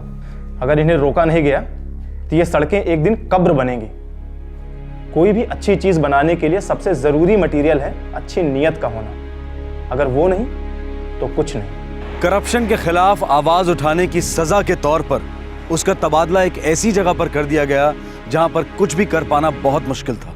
लेकिन सत्य प्रकाश चौबे ने इस पोस्टिंग में भी अपनी जद्दोजहद को जारी रखा। लेकिन कब तक? करप्शन, तीसरे दर्जे के मटेरियल का इस्तेमाल, उसे नीचे लाने का षड्यंत्र, इन सब चीजों से वो अकेला आदमी कब तक लड़ता रहता?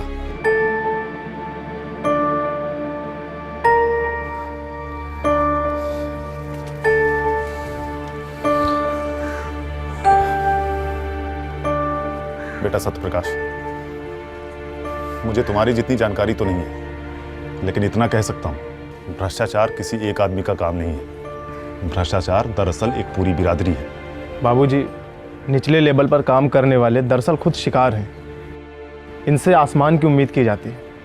इनको मिलने वाले पैसे बहुत फिल्टर होकर नीचे आते हैं। भ्रष्टाचार की जड़ पैसों की छन्नी में है बेटा।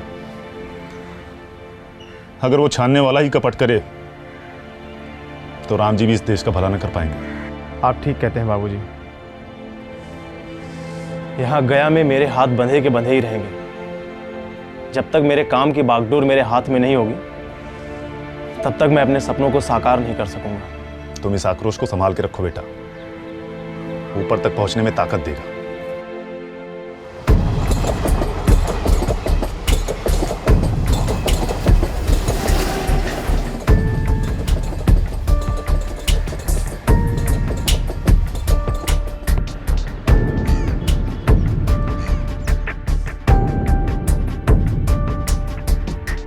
सत्यप्रकाश, तुम इस प्रमोशन के एग्जाम के लिए एलिजिबल तो हो, लेकिन तो मैं एग्जाम दूंगा सर। हाँ हाँ जरूर दो, लेकिन तुमने इतने कम समय में इतने ज्यादा लोगों को नाराज किया है कि सर मेरी किसी से निजी लड़ाई नहीं है, लेकिन मैं चुपचाप खड़े होकर करप्शन को होते नहीं देख सकता। सत्यप्रकाश, दुनिया की सारी दौलत तुम सारे लोगों में बराबर बांट दो, तब भी तुम्हें एक ऐसा इंसान मिलेगा जिसके पास अगले से ज्यादा पैसा होगा। करप्शन कोई गुंडा नहीं जिसने तुम्हारी गर्दन पर छुरा रखा हो। करप्शन कोई दुश्मन नहीं जिसे तुम मात दे सकते हो। करप्शन एक लाइलाज रोग है। जब तक इंसान रहेगा, करप्शन रहेगा। सॉरी सर, मैं आपकी इस थ्योरी से बिल्कुल सहमत नहीं हूँ। इतिहास देखिए सर, इंसान ने एक से एक दवाइयाँ खोज निकाली हैं, महारोगों को मात दिया है सर। अगर करप्शन एक रोग है तो इसका जरूर कोई ना कोई एक इलाज होगा। हाँ, हो सकता है कि कोई गोली ना बने, कोई इंजेक्शन ना बने, लेकिन सर एक सिस्टम तो बन ही सकता है जो करप्शन होने ही ना दे। सत्यप्रकाश, तुम इस प्रमोशन के एग्जाम को जरूर दो और मैं उम्मीद करता हूं कि तुम पास भी होकर आगे भी जाओगे। लेकिन हाँ, एक हिदायत देना चाहूंगा कि तुम एक पहले ऑफिसर नहीं हो जो इस करप्शन के खिलाफ लड़ रहे हो। और सर मैं आखिरी ऑफिसर भी नहीं होना चाहता। ज्योत से ज्योत जलेगी सर।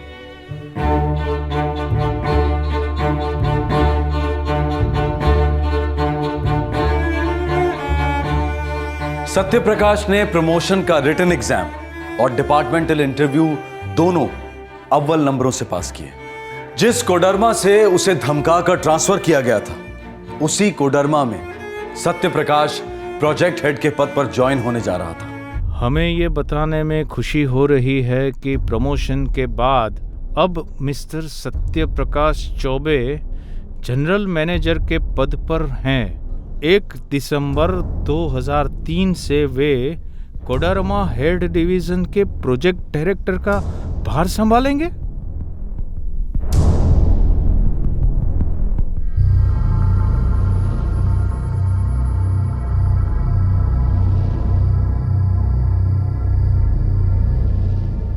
हेड ऑफिस किस जन्म का बदला ले रहे हैं ये? अब ये सत्य प्रकाश चौबे मेरी कुर्सी पर बैठेगा। बेड़ा गर्क, अब सारे टेंडर उसके हाथ में रहेंगे। मटेरियल वो पास करेगा। मतलब अब तक जो कुछ बनवाया है वो दोबारा बनवाएगा।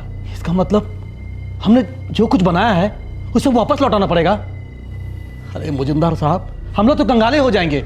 बदला लेने आया है ये सत्य प्रकाश चौबे। लगता है मेरा पत्ता काटकर ही सांस लेगा वो। ब्रिगेडियर साहब, सिंह, यादव, देखिए मैं तो डूबूंगा, लेकिन ये लड़का आप सबको भी डुबाएगा। माल बटोरना नहीं चाहता, चुपचाप बैठा भी नहीं चाहता, किसी से डरता भी नहीं है ये। आखिर किस मिट्टी का बना है ये? अरे इसकी नसों में खून बहता है या गंगाजल? मैं पहचानता हूं इस खून को। फौज में काफी देखने को मिला है। जांबाज सरफिरे जिन्हें मौत का कोई खौफ नहीं, उसूलों और आदर्शों से पेट भरता है इनका। ये आदर्शवादी कौम भी बड़ी खतरनाक होती है।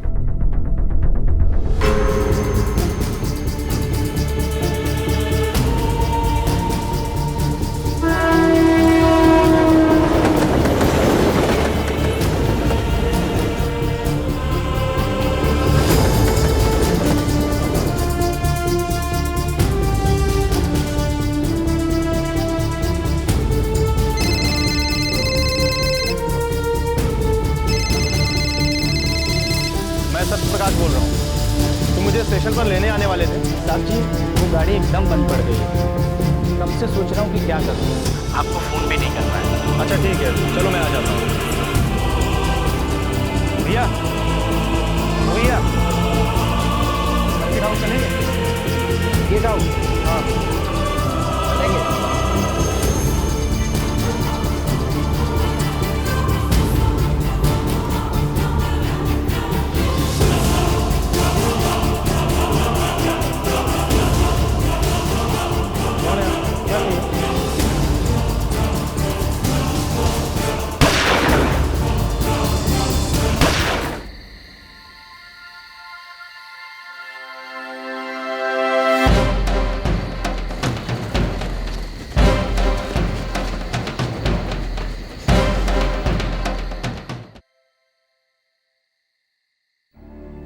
पौने 4 हो गए, सत्य अभी तक नहीं आया। बेटा बबली, मधु, बेटा उठो बेटा। बबली, बाबूजी, अम्मा, क्या हुआ? सब ठीक तो है ना? बेटा तेरे सत्या भैया ने कहा था रात को ही वाराणसी से लौटेगा। उसके ट्रेन का टिकट भी बुक था। चलिए चल के देखते हैं।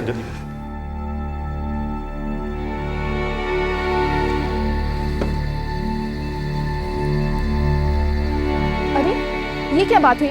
गाड़ी तो यहीं पर खड़ी है।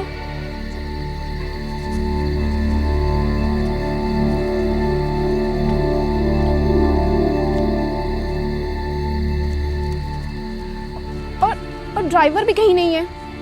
बाबूजी, भैया अगर आने वाले होते तो ड्राइवर को स्टेशन पर जरूर बुलवाते। आप फिक्र मत करो, मैं अभी गुरुनाथ को स्टेशन भेजती हूँ।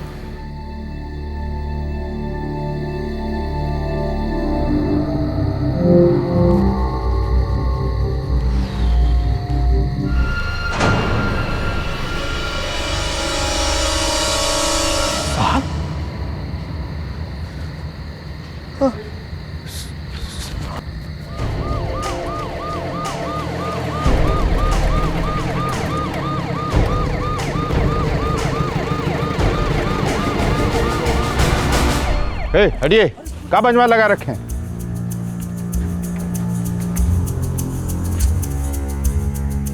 कौन है ये सत्य प्रकाश चौबे जी, इंजीनियर साहब। मैं इनके घर काम करता हूँ, हमारे साहब थे। 4 गोलियां दागी गई हैं। देशी तमंचे का इस्तेमाल हुआ है। सरकारी आदमी था रोड डिपार्टमेंट में। सर, इसकी फैमिली को भी इन्फॉर्म कर दिया है मैंने।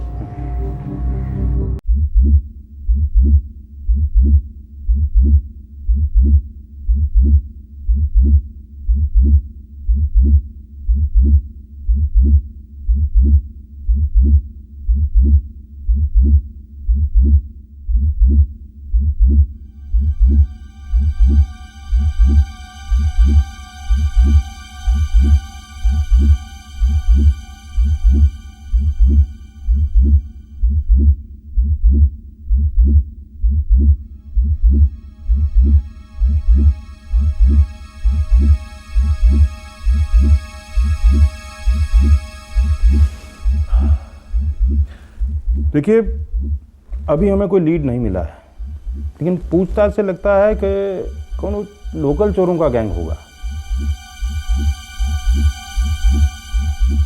क्या बता सकते हैं कि क्या क्या था उनके पास जो गैंग चुरा ले गया? कोई कीमती चीज लेके आ रहे थे वो? कहा है भैया, बोल काहे नहीं रहे हो? बोलेंगे नहीं तो इन्वेस्टिगेशन कैसे होगा भाई? सर, भैया का ब्रीफ केस, उनका पर्स, मोबाइल फोन, सब कुछ मिसिंग है सर। ब्रीफ केस में कैश था? सत्य प्रकाश के पास कभी भी बहुत ज्यादा पैसे नहीं होते थे, लगभग 3000 होंगे। बनारस कौन काम से गए थे का? घरेलू मामला था। कैसा घरेलू मामला? बेटी की शादी पक्की कराया था। बनारस से लौटने का जल्दी का था? सर, भैया हर बार स्टेशन पे अपनी गाड़ी मंगाते थे, इस बार गाड़ी में कुछ खराबी थी सर। यह हमरे सवाल का जवाब तो नहीं ना हुआ। इतनी जल्दी कहा थी बनारस से लौटने की? रात के 3 बजे वो इलाका किसी चंबल के बीहड़ से कम नहीं होता है, और ऐसे में रिक्शा करना अपनी शामत को नौता देना है। सर, कुछ तो सुराग मिला होगा। कौन थे वो लोग सर?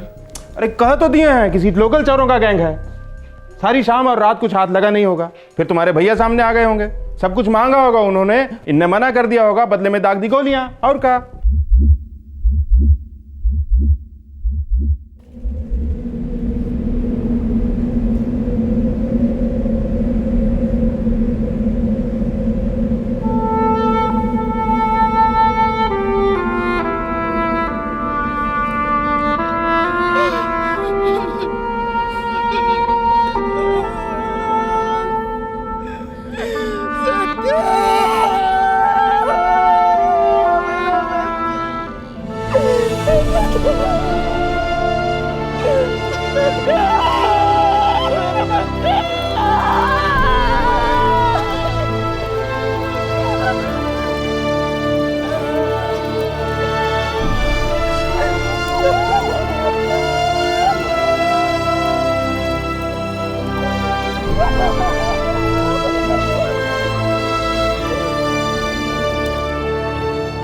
सत्य प्रकाश का अंतिम संस्कार गांव के उसी मैदान में किया गया जहां वो बचपन में फुटबॉल खेला करता था। सत्य प्रकाश एक असाधारण लड़का था। उसके उसूल उसकी रोजमर्रा की जिंदगी से बहुत ऊंचे थे। अपनी छोटी सी जिंदगी उसने सिर्फ देश के लिए जी। उसकी मौत को एक आम जुर्म बताया जा रहा था। तहकीकात चोरों के लोकल गिरोह की तरफ इशारा कर रही थी, लेकिन क्या यह हकीकत थी? भैया प्रमोशन के बाद दोबारा कोडरमा प्रोजेक्ट ज्वाइन करने वाले थे 1 दिसंबर से, वो भी प्रोजेक्ट डायरेक्टर की पोस्ट पर। कोडरमा, ये वही जगह है जहाँ से उसने करप्शन के खिलाफ दिल्ली को लेटर्स भेजे थे।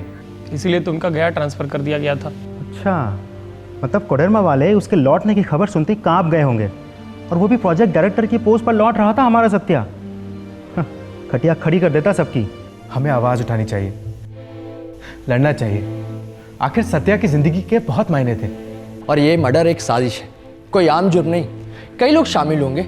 आफ्टर ऑल करप्शन के झंडे तले सारा सिस्टम एक हो जाता है। ये लड़ाई लंबी चलेगी।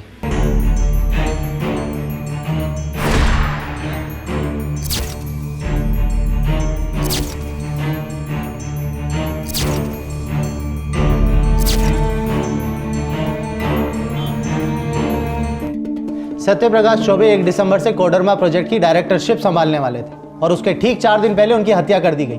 क्या आपको इसमें कोई कॉन्स्पिरेसी नजर नहीं आती? सर, हमारे सूत्रों के अनुसार ये काम किसी ऑर्गेनाइज माफिया का है जो सुपारी लेकर लोगों को मारते हैं, पर पुलिस बार बार इसे चोरी में हुआ मर्डर क्यों बता रही है? सर, सत्यप्रकाश चौबे एक विसल ब्लोअर था जिन्होंने आपके ऑफिस से करप्शन के खिलाफ शिकायत की थी और आपके ऑफिस ने उनके साथ दगाबाजी की और उस खत को लीक किया।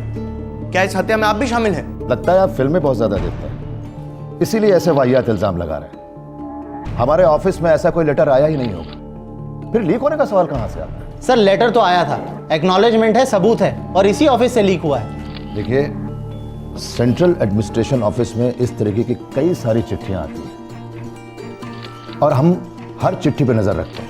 हर कोई उठकर चिट्ठी लिख देता है, लेकिन हम जितनी भी जेन्युइन शिकायतें होती हैं उनको सीरियसली लेते हैं और कंसर्न डिपार्टमेंट्स में उन्हें फॉरवर्ड कर देते हैं। सारे इंपॉर्टेंट लेटर्स मैं खुद पढ़ता हूं और मुझे सत्यप्रकाश की ऐसी कोई चिट्ठी याद नहीं। सर, मेरे पास इस लेटर की एक कॉपी है जो कि कल सुबह के अखबार में छपेगी। देखते हैं आपको याद आती है या नहीं। देखिए, वो लेटर हमारे ऑफिस से किसी दूसरे डिपार्टमेंट में चला गया होगा, हो सकता है वहां से लीक हुआ। सत्यप्रकाश चौबे लिखते हैं, सर मैं अपनी आइडेंटिटी गुप्त रखना चाहता हूं, पर ऐसा तो हुआ ही नहीं सर। उनका लेटर उन्हीं लोगों तक पहुंच गया जिनके खिलाफ उन्होंने करप्शन के चार्जेस लगाए थे। और पता नहीं क्यों लोकल पुलिस को तो कुछ पड़ी नहीं है, रूटीन चोरी का केस बता रहे हैं। सर, एक NIB इन्वेस्टिगेशन तो बनती है। जब तक कि असली गुनहगार पकड़े नहीं जाते हम ये मसला जिंदा रखेंगे। सत्यप्रकाश चौबे की मौत खाली नहीं जा सकती।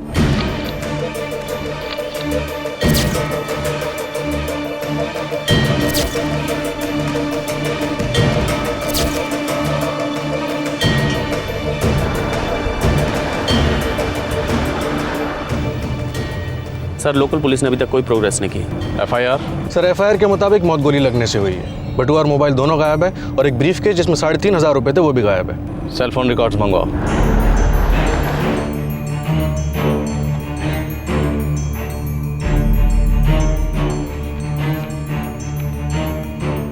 आखिरी कॉल सत्यप्रकाश चौबे ने गया के इस नंबर पर की। हेलो, ड्राइवर संतोष? हाँ बोल रहा हूँ, आप कौन बोल रहे हैं? और उससे ठीक 3 घंटे पहले एक और कॉल की, वो गया के इस नंबर पर। हेलो। हाँ मिश्रा जी, मैं सत्यप्रकाश बोल रहा हूँ। हाँ हाँ सत्यप्रकाश सर, आप पहुंच गए क्या?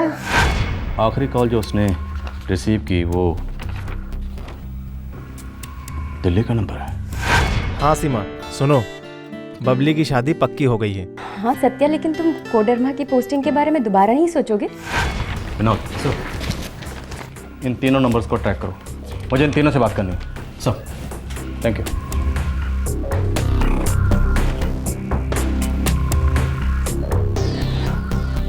सर जी, सत्यप्रकाश साहब का जो रेगुलर ड्राइवर है नदीम, वो ईद की छुट्टी पर था, तो मैंने संतोष ड्राइवर को बुला लिया था। नदीम सुबह सत्यप्रकाश को सर्किट हाउस से गया रेलवे स्टेशन छोड़ने गया। जी, उसके बाद वो छुट्टी पर चला गया। और संतोष ने सत्यप्रकाश को बताया कि गाड़ी खराब है, वो उसे लेने नहीं आ सकता। जी सर, ऐसा ही बताया था उसने तो। मिश्रा, मुझे इन दोनों ड्राइवर से बात करनी है। सर, संतोष को तो मैं आपके पास भेज दूंगा, लेकिन इस नदीम का कुछ पता नहीं चल रहा है। जब से छुट्टी पर गया है लौटा ही नहीं, कोई फ़ोन भी नहीं लग रहा है उसका। मैं नहीं जानता वो कहाँ है। पता लगाइए, लेकिन उससे पहले ये संतोष। सर जी, मैं ही गाड़ी लेके जाने वाला था साहब को लेने, लेकिन गाड़ी में खराबी थी। कैसी खराबी?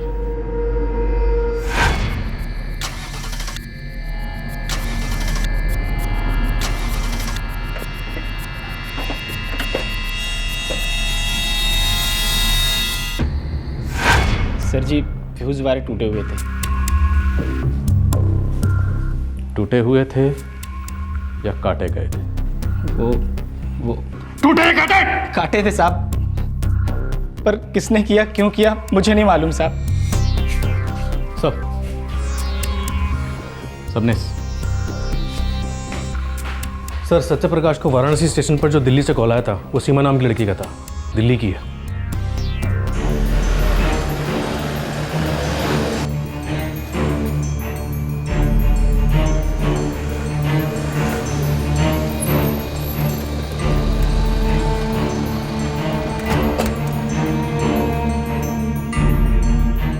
सर ये गाड़ी वाला मामला पक्का सबोटाज लगता है। सुबह जब नदीम सत्यप्रकाश को ले गया था तब गाड़ी ठीक थी। अचानक रात को फ्यूज वायर कटे हुए थे। ये क्या बात हुई? ये सीमा कौन है? सर वो भैया की फ्रेंड है, दिल्ली से। क्या ये सीमा जानती थी कि सत्यप्रकाश वाराणसी से गया पहुंचने वाला रात के 3 बजे? क्या वो ये भी जानती थी कि 4 दिन बाद वो कोडरमा जाने वाला? सर हो सकता है भैया ने उनको बताया होगा, वो उनकी अच्छी फ्रेंड है। विनोद सर, गया रेलवे स्टेशन जाओ और वहाँ के पब्लिक ट्रांसपोर्ट सिस्टम की डिटेल रिपोर्ट बनाओ। जब संतोष ने सत्यप्रकाश को बताया होगा कि गाड़ी ख़राब है, वो उसे लेने नहीं आ सकता, तो जाहिर सी बात है कि सत्यप्रकाश ने गया रेलवे स्टेशन से कोई पब्लिक बस, टैक्सी या रिक्शा लेने की सोची होगी या कोशिश की होगी। राइट सर, ठीक है, हम आपसे बाद में मिलें।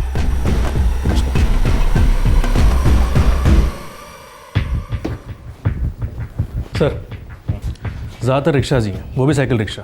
सबसे पूछताछ की, लेकिन सबका कहना यही है कि उनको भी सुबह पता चला जब उन्होंने बॉडी देखी। हम कोडरमा के लिए रवाना हो रहे हैं। सत्यप्रकाश के मोबाइल की ट्रैकिंग जारी रखो। जैसे ही स्विच डाउन होगा हमारी इन्वेस्टिगेशन ऑन हो जाएगी। सर वो दिल्ली की लड़की सीमा वो परसों आ रही है। गुड, तब तक हम वापस आ जाएंगे। कोडरमा, जहाँ से सत्यप्रकाश को ट्रांसफ़र किया गया था, जहाँ वो दोबारा पोस्टिंग के लिए जा रहा था। Right sir.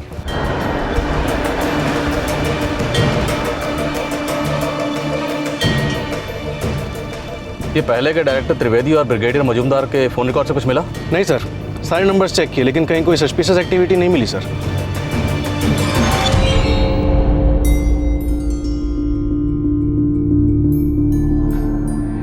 अब हर किसी को हम पर ही शक होगा।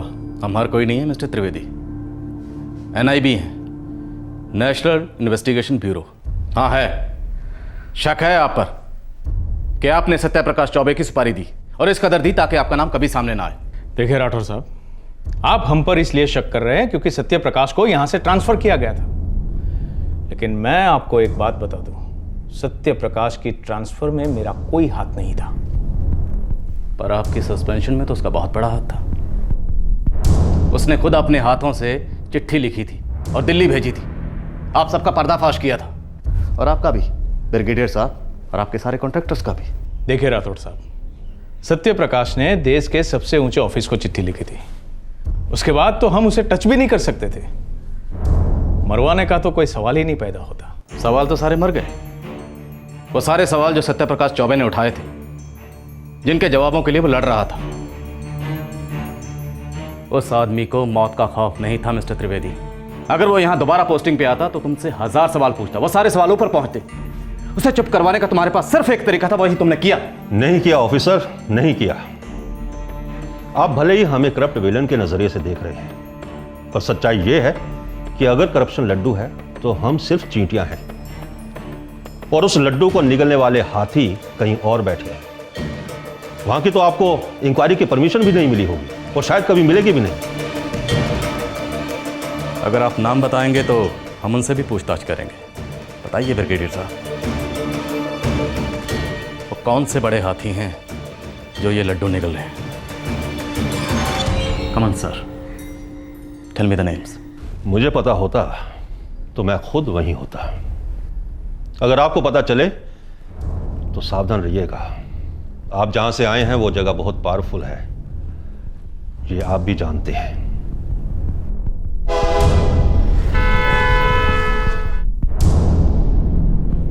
जी सर, सत्यप्रकाश ने एक बार नहीं कई बार मुझे बताया था कि वहाँ के लोकल कॉन्ट्रैक्टर्स उसे जान की धमकी देते हैं। उस रात जब आपकी सत्यप्रकाश से फ़ोन पर बात हुई, उस वक्त उसने किसी धमकी का जिक्र किया था आपसे? नहीं सर, उस रात सत्यप्रकाश ने किसी खास वाक़ियत का कोई जिक्र नहीं किया था, लेकिन फिर भी मैं सत्यप्रकाश को लेकर बहुत चिंता में थी। क्यों थी आपको चिंता? क्योंकि इस बार सत्यप्रकाश कोडरमा में प्रोजेक्ट डायरेक्टर की हैसियत से जा रहा था, और वहाँ के पहले वाले प्रोजेक्ट डायरेक्टर मिस्टर त्रिवेदी और वो एक्सटर्नल सुपरवाइज़र मिस्टर मजूमदार, वो दोनों ही सत्यप्रकाश से खुश नहीं थे। आप उस लेटर के बारे में तो जानते ही होंगे जो सत्यप्रकाश ने दिल्ली लिखा था। उसी लेटर को लेकर वो दोनों सत्यप्रकाश से बहुत नाराज थे। थैंक यू सीमा जी, अगर ज़रूरत पड़ी तो फिर आपसे बात होगी। साहब आज सब चीज कह रहे हैं साहब, क्या हुआ साहब? साहब मोबाइल मिल गया। सर हम मानते हैं हम मोबाइल चुराए हैं सर, लेकिन ये खून से हमारा कोई लेना देना नहीं है सर। सर हम कसम खाते हैं अपने बीवी बच्चों की सर। काहे मरवा रहा है मासूमों को? एक झूठी कसमें मत खा। हमारा काम है तुझे बड़ा साहब तक लेके जाना। उनका डंडा जब पड़ता है तो गूंगा लोग भी गाता है। चल। अरे साहब हम कह रहे हैं साहब, हम साहब मोबाइल चुराए हैं जरूर, लेकिन साहब हम सच्ची कह रहे हैं, हमको नहीं मालूम कुछ इसके बारे में। साहब आप समझिए साहब। साहब मैंने मोबाइल जरूर चुराया था साहब, वो अपनी बीवी से कलकत्ता में बात करनी थी साहब। फोन करने के लिए मोबाइल ऑन किया, बस साहब लोग टूट पड़े मुझ पर। सिर्फ एक बार सीधे तरीके से पूछ रहा हूं, तू मर्डर में शामिल था? साहब बच्चों की कसम नहीं। फिर किसने मारा उसे?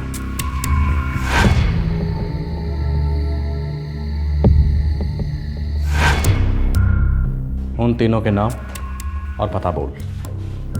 नाम और पता साहब मैंने पहले कभी उनको देखा नहीं था, दोबारा देखूंगा तो भी नहीं पहचान पाऊंगा साहब। वो चेहरे ढके हुए थे, उनके पास पिस्तौल थी साहब। साहब धाए धाए धाए कई बार गोलियां चली साहब, और एकदम एक के बाद एक। वो साहब धड़ाम से मेरे रिक्शे से नीचे सड़क पे गिर पड़े, और फिर साहब वो तीनों आए जल्दी जल्दी से। उन्होंने साहब का घड़ी, बटुआ, अटैची निकाला और भाग गए वहां से। और मोबाइल? हाँ, और मोबाइल छोड़ गए तुम्हारे लिए? पता नहीं साहब, भूल गए होंगे साहब। मैं सच कह रहा हूँ, मैंने कुछ नहीं किया इसमें साहब। मैंने आज तक कभी चोरी भी नहीं करी। वो मोबाइल का लालच आ गया था साहब, वही वो कर रहा साहब। मुझे माफ कर दो साहब, मैं कभी रोना बंद, माफ कर दी। रोना बंद। जब तक मैं ना कहूं गया वापस नहीं जाओगे, यहीं रहोगे दिल्ली में, समझे? जी साहब।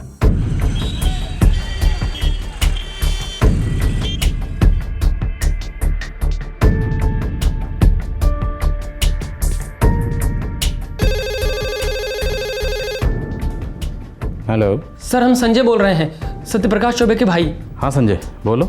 सर उस रिक्शा वाले ने कुछ बताया? नहीं, ऐसा कुछ भी नहीं जो हम पहले से नहीं जानते। सर वो आई विटनेस है, मैं उससे खुद बात करना चाहता हूँ सर। श्योर, वो दिल्ली में ही है, तुम आ जाओ बात कर लो। जी थैंक यू सर। जी साहब, उन लोगों ने साहब के हाथ से घड़ी निकाली थी। तुमने ठीक से देखा? जी बिल्कुल ठीक से देखा था साहब। झूठ बोल रहा है सर ये। सत्यप्रकाश भी ने जिंदगी में कभी रिस्ट वॉच नहीं पहनी। मैंने तुमसे कहा था सिर्फ एक बार सीधे तरीके से पूछूंगा तुमसे। साहब मैं सच बोल रहा हूँ साहब, उन लोगों ने घड़ी निकाली थी उन लोगों ने घड़ी साहब, मैं सच बोल रहा हूँ। संजय, हमने इस रिक्शा वाले की बैकग्राउंड चेक की है। He is a drug addict. उसकी स्टेटमेंट पर भरोसा नहीं किया जा सकता, हर 2 मिनट बाद झूठ बोलता है। वो खुद बहुत सारे चोरी के केसेस में इन्वॉल्व रहा है। मगर सर वही एक आई विटनेस है, और वो भी ऐसे झूठ बोल रहा है जिसका कोई कारण नहीं है सर। और ये घड़ी वाली बात पता नहीं क्यों कर रहा है। इसको पट्टी पढ़ाया गया है सर। साजिश सर, यहाँ बहुत बड़ी साजिश हो रही है। अगर वाकई कोई साजिश है तो हम उस साजिश की तह तक जाएंगे, लेकिन इस वक्त हमें कोई साजिश नजर नहीं आ रही है। सॉरी। 2 दिन बाद मनोज दिल्ली से गायब हो गया। गया स्टेशन का ये साइकिल रिक्शा चलाने वाला सत्यप्रकाश चौबे की हत्या का एकमात्र चश्मदीद गवाह था। सत्यप्रकाश का रेगुलर ड्राइवर नदीम भी सत्यप्रकाश के कत्ल के बाद गायब हो गया था।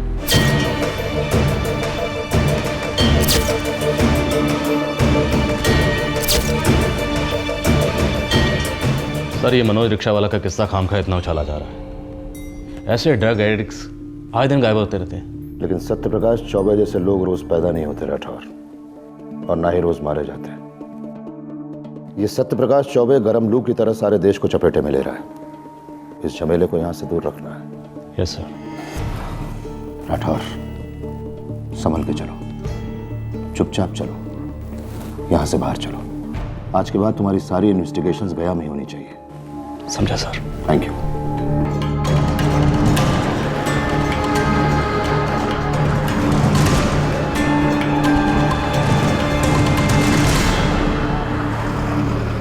राठौर सर, हम तो कहते हैं कि एक बार हम अपने खबरियों के नेटवर्क को ऑन कर देंगे, कोई ना कोई सुराग जरूर मिलेगा सर। इनाम का ऐलान कर दो। मुझे सुराग चाहिए, जल्दी चाहिए और अब भी चाहिए। जी सर। ये इनाम का आइडिया अच्छा है सर। स्वरूप, आई वांट रिजल्ट।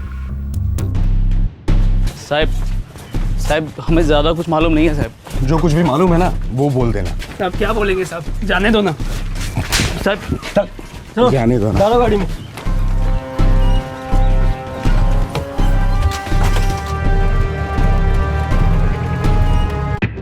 सर, ये दोनों मोहित और शंकर हैं, पैदाइशी चोर हैं, कई केस में इन्वॉल्व भी रह चुके हैं, सालों ने जेल भी काटी है। सर, इनके पास उन तीनों की खबर है जिन्होंने सत्य प्रकाश चौबे को ठोक दिया। मुहूर्त निकालो।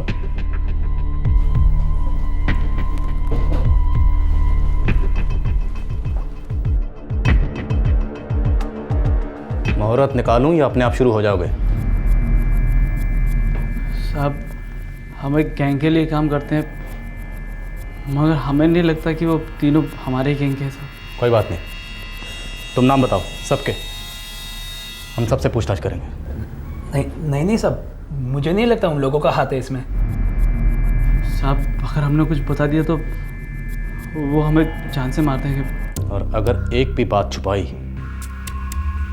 तो मैं तुम्हें मार दूंगा, खुद ठोक दूंगा, यहां कनपट्टी पे या यहां सीने पे। क्या चाहते हो? पहले फिल्मों की तरह 5 गिनूं? हाँ?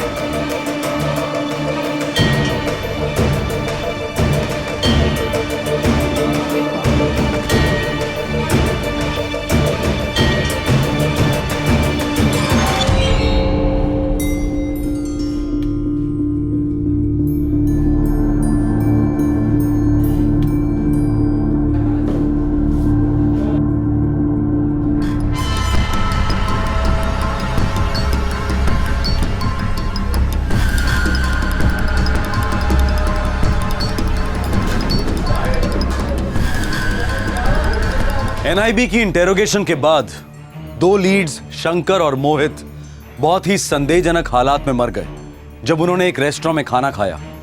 कुछ लोगों ने कहा सुसाइड और कुछ ने कहा मर्डर। इन 2 पेशेवर चोरों के रिश्तेदारों ने एनआईबी के खिलाफ धरना दिया, उन पर कस्टोडियल डेथ का आरोप लगाया, जिसका एनआईबी ने पूरी तरह से खंडन किया। माहौल काफी गर्म है साहब। So what? हमारी वजह से तो नहीं हुआ, हमने तो बस उनसे रेगुलर सवाल किए थे। ये हम समझते हैं ना साहब, इलाके की जनता नहीं ना समझती है। पूरा का पूरा इलाका माफिया के हाथों में है, उनका राज चलता है, उन्हीं का कानून चलता है यहाँ।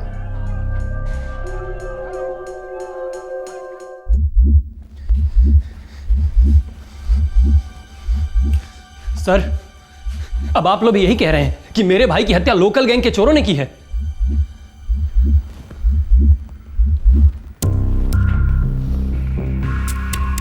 देखो यंग मैन, तुम स्टूडेंट हो, अपना ध्यान स्टडीज पे दो और हमें हमारा काम करने दो। ये बच्चों की तरह बार बार आकर हम पर उंगलियां मत उठाओ। सर ये बात आप भी जानते हैं, ट्रिगर दबाने वाली वो महज 3 उंगलियां थी, असली कातिल कोई और है। कौन है? कौन है असली कातिल? त्रिवेदी है, ब्रिगेडियर मजूमदार है, यादव है, हरमेश सिंह है, या कोई छोटा मोटा कॉन्ट्रैक्टर? कौन है असली कातिल? शक शक होता है, सबूत सबूत, और इस वक्त हमारे पास सबूत नहीं है। वो लेटर सर जो मेरे भैया ने लिखा था। हाँ, लिखा था तुम्हारे भाई ने वो letter, the famous letter you are talking about. देखो यार, तुम्हारे भाई साहब लाखों में एक थे, बहुत उम्दा काम कर रहे थे।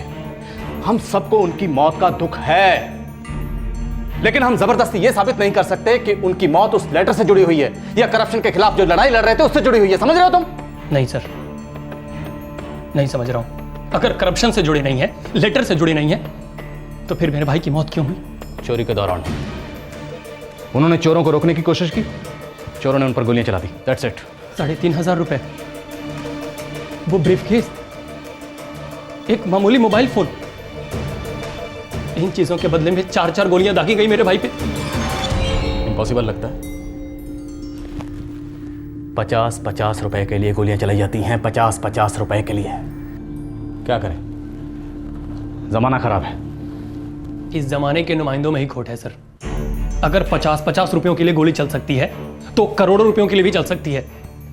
मेरे भैया प्रोजेक्ट डायरेक्टर के पोस्ट पे जा रहे थे कोडरमा, सर वे पब्लिक के करोड़ों रुपयों को लुटने से रोकते। ये बातें आपके लिए कोई मायने नहीं रखती हैं सर? बिल्कुल भी नहीं सर, जरा भी नहीं।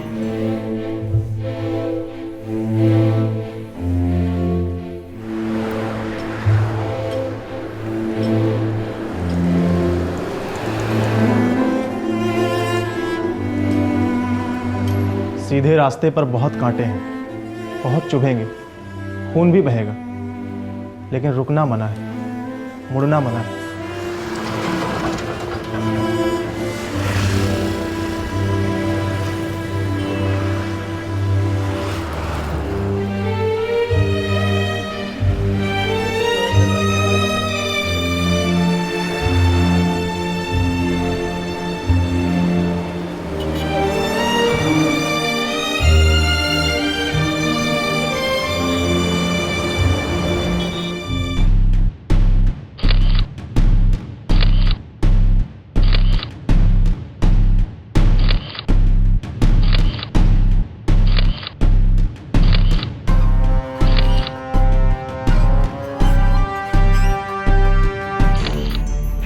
यस, इन तीनों ने सत्यप्रकाश चौबे की हत्या की जिम्मेदारी ली है, अपना जुर्म कबूल किया है। इनके नाम हैं बिल्ला, सुल्तान और गोपी। इन्होंने सरेंडर किया है या आपने इन्हें पकड़ा है मिस्टर राठौड़? पकड़ा। मिस्टर राठौड़ एक ही जश्मदीद गवाह था, रिक्शा चालक मनोज, और वो तो अनट्रेसेबल है। फिर इनकी शिनाख्त कैसे हुई? इन तीनों ने खुद अपना जुर्म कबूल किया है। इनके पास से सत्यप्रकाश की सारी चीज़ें मिली हैं, उनका बटुआ, उनका ब्रीफकेस और ब्रीफकेस के सारे डॉक्यूमेंट्स, और वो पिस्तौल भी बरामद हुई है जिससे सत्यप्रकाश चौबे की हत्या की गई थी। और इनका बयान मनोज के बयान से बिल्कुल मैच करता है। सर, कोडरमा के IHA ऑफिशियल्स या लोकल माफिया का कोई इन्वॉल्वमेंट? हम उनके खिलाफ रिट पिटीशन दायर करेंगे, करप्शन और मालफंक्शन की। सत्यप्रकाश चौबे की हत्या में उनकी कोई इन्वॉल्वमेंट साबित नहीं हुई है। मतलब आप भी यही कह रहे हैं जो गया पुलिस कहती आई है? ये एक चोरी का केस है जिसमें एक्सीडेंटली डेथ हो गई है? जी। यस। सबसे पहले मैं NIB को कांग्रेचुलेट करता हूं कि उन्होंने सत्यप्रकाश चौबे के हत्यारों को पकड़ लिया है। अब सबसे जरूरी बात, मैं इस बात को रिकॉर्ड पर डालना चाहता हूं कि सत्यप्रकाश चौबे ने जो लेटर भेजा था वो इस ऑफिस से कभी लीक ही नहीं हुआ। सुपर हाईवे प्रोजेक्ट में बहुत सारे करप्शन के केसेस सामने आए हैं और हम इन केसेस पर सख्त से सख्त कदम उठाने की कोशिश कर रहे हैं, लेकिन सत्यप्रकाश की मौत उसके लिखे हुए लेटर से संबंधित थी ही नहीं। It's a clear case of robbery. Sir, whistle blower act का घोर उल्लंघन हुआ है, क्या आपको ऐसा नहीं लगता? देखिए, हम विसल ब्लोअर एक्ट को और मजबूत बनाने की फिराक में हैं और इस मामले में कोर्ट में बहुत सारे PILs दर्ज हैं। बस इस बारे में मैं और ज्यादा बात नहीं कर सकता क्योंकि द मैटर इज सब जुडिस। Thank you. इस अदालत को अब कोई शक नहीं है कि तीनों आरोपियों ने IHA के प्रोजेक्ट डायरेक्टर सत्यप्रकाश चौबे को लूटा और उस दौरान उन पर गोलियां चलाईं, जिसके चलते मिस्टर चौबे की मौत हो गई। लिहाजा ये अदालत आरोपी बिल्ला, सुल्तान और गोपी को उम्र कैद की सजा सुनाती है। उन तीनों को सजा देने की क्या जरूरत थी? हमें तो मालूम भी नहीं है कि हमारे भैया के हत्यारे वही 3 थे। क्या आप इस लड़ाई को आगे ले जाएंगे? कैसी लड़ाई? किसके खिलाफ लड़े हम तो बोल बोल के थक गए हैं कि अगर वो 3 सिर्फ चोरी करने आए थे तो मेरे भैया उन्हें चुपचाप सामान दे देते, वो उनसे लड़ते नहीं। पैसे मेरे भैया के लिए कोई मायने नहीं रखते थे, वो तो जिंदा रहना चाहते थे ताकि अच्छा काम कर सकें। बाबूलाल जी, आप कुछ कहना चाहेंगे? जब किसी नेता या किसी बड़ी हस्ती को जान की धमकी दी जाती है तो उन्हें पुलिस की सुरक्षा दी जाती है। क्यों? क्योंकि वे देश के सेवक हैं। मेरा लड़का क्या था? मैं पूछता हूं, मेरा लड़का क्या था? वो भी तो एक सरकारी नौकर था जो भ्रष्टाचार के खिलाफ था, और उसे पुलिस की सुरक्षा नहीं दी गई, धमकियों के बावजूद नहीं दी गई। मैं जानता था मेरा लड़का आम नहीं है, तो उसके अंदर एक अद्भुत तेज है। मैंने इस तेज को देश की अमानत समझकर बहुत मेहनत से पाला। बहुत संभाल संभाल कर मैंने मेरे बेटे को देश को सौंपा था।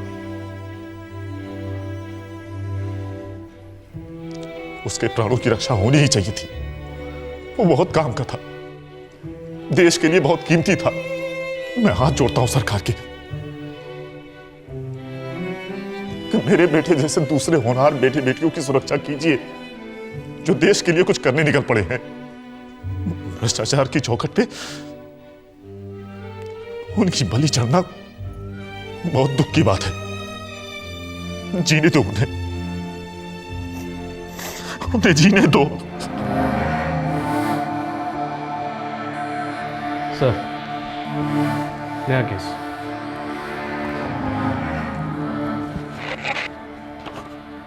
एक और आदमी ने भ्रष्टाचार के खिलाफ आवाज उठाई, काट दिया गया। सर, क्या आपको कभी लगता है कि हमें सत्यप्रकाश चौबे की सोच की इन्वेस्टिगेशन करनी चाहिए थी? वो किन चीज़ों के लिए लड़ रहा था? नहीं विनोद, सत्यप्रकाश चौबे की सोच से हमारा कोई लेना देना नहीं है। हाँ, इंडिविजुअली मैं या तुम उसे एडमायर कर सकते हैं, उसे सलाम भी ठुक सकते हैं, पर हमारी ड्यूटी क्या थी? एक मर्डर केस में हत्यारों को ढूंढना। वो हमने किया। स्टोरी खत्म। वाकई ख़त्म सर। 3000 रुपये के लिए 4 गोलियाँ, शायद एक एडिशनल मोबाइल, शायद एक रिस्ट वॉच, बस इतने के लिए उसको मार दिया गया। क्या ये स्टोरी पूरी तरह सच भी है सर? एक राजा था, बहुत कमीना और जालिम राजा। वो अपने दरबारियों को और प्रजा को बहुत डरा धमका के रखता था। एक बार उस राजा ने अपने दर्जी से कहा कि मुझे ऐसे कपड़े सीकर दो जो किसी के पास ना हो, और साथ ही ये भी कहा कि अगर मुझे पता चला कि ऐसे कपड़े किसी और के पास हैं तो तुम्हारा गला काट दूंगा। दर्जी बहुत डर गया।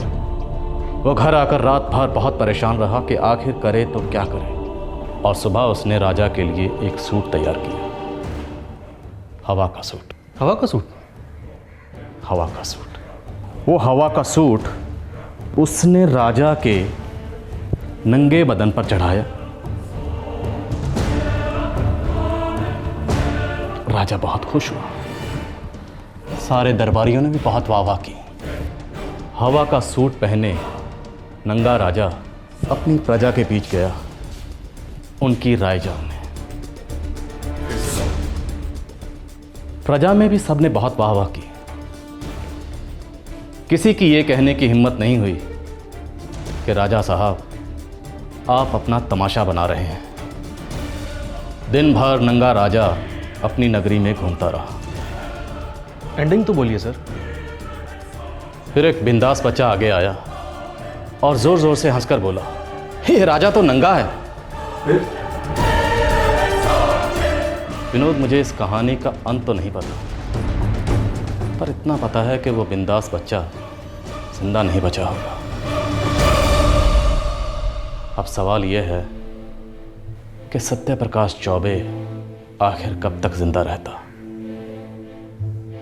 उस राजा को उसका नंगापन दिखा रहा था, उसे तो मरना ही था। सत्यप्रकाश चौबे जैसे लोगों को याद करना सेहत के लिए अच्छा नहीं होता। चलो इस केस को निपटा लेते हैं, कहीं ऐसा ना हो इसे निपटाने में भी 9 साल लग जाएं। 9 साल बहुत लंबे होते हैं। देश की संपत्ति की लूट और उसका विरोध करने वालों का कत्ल दोनों खत्म होने का नाम ही नहीं ले रहे। अखबार खोलिए, टीवी पर न्यूज देखिए, बड़ी बड़ी हेडलाइंस में रोज एक नया स्कैम और अंदर के पन्नों पर एक और आम बहादुर इंसान के कत्ल की न्यूज इतनी सी। क्या सत्य प्रकाश चौबे की आहुति रंग लाएगी? दुर्भाग्यवश नहीं। आम आदमी, आप और मैं आज भी 3rd क्लास रोड्स के लिए टोल टैक्स देते हैं। उन सड़कों पर सफर करते करते सफर करते हैं। शायद ये सड़कें कभी नहीं बनेंगी, शायद किसी भी स्कैम का आरोपी कभी भी उम्र कैद की सजा नहीं काटेगा, शायद विदेशी बैंकों में छुपा काला धन कभी नहीं लौटेगा।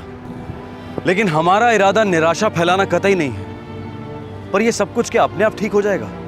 बिल्कुल नहीं। हमें इसके खिलाफ आवाज उठानी होगी। आज क्राइम पेट्रोल दस्तक ने अपने 100 एपिसोड पूरे कर लिए हैं और इसीलिए आज के एपिसोड में हमने आपके सामने एक ऐसी कहानी पेश की है जो सत्येंद्र दुबे नामक एक सच्चे और ईमानदार आदमी की जिंदगी पर आधारित है। हमने ये केस इसलिए चुना क्योंकि हमें पूरा विश्वास है कि सत्य प्रकाश चौबे की जीवनी एक केस स्टडी है, उन मूल्यों की, उस आचरण की जो आज की हमारी युवा पीढ़ी और हमारी आने वाली नस्लों के लिए बेहद जरूरी है। ये एक जोरदार दस्तक है राजा और प्रजा दोनों के लिए कि भाई अब तो जागो, करप्शन लाइलाज रोग नहीं है। हमारा आज का क्राइम पेट्रोल दस्तक का ये 100वां एपिसोड हम भारत माता के उन तमाम बेटों और बेटियों के नाम अर्पित करते हैं जो करप्शन के खिलाफ लड़ाई में कुर्बान हुए। हम ये चाहते हैं कि भ्रष्टाचार को मात देने चले इन जांबाजों की कहानियां सिर्फ अखबारों और इंटरनेट पर ही ना हो, बल्कि बच्चों की टेक्स्ट बुक्स में भी हो। हमारी ये जिम्मेदारी बनती है कि हम देश के भविष्य को करप्शन के दीमक से वाकिफ करवाएं, जो हमें एक मजबूत और सही मायने में प्रगतिशील मुल्क बनने से रोकता है। आपसे फिर मुलाकात होगी क्राइम पेट्रोल दस्तक के एक और करारे एपिसोड में। तब तक अपना ख्याल रखें, सुरक्षित रहें। जय हिंद। इस तरह के और भी एपिसोड देखने के लिए हमारे चैनल को सब्सक्राइब करें और बेल आइकन दबाना ना भूलें।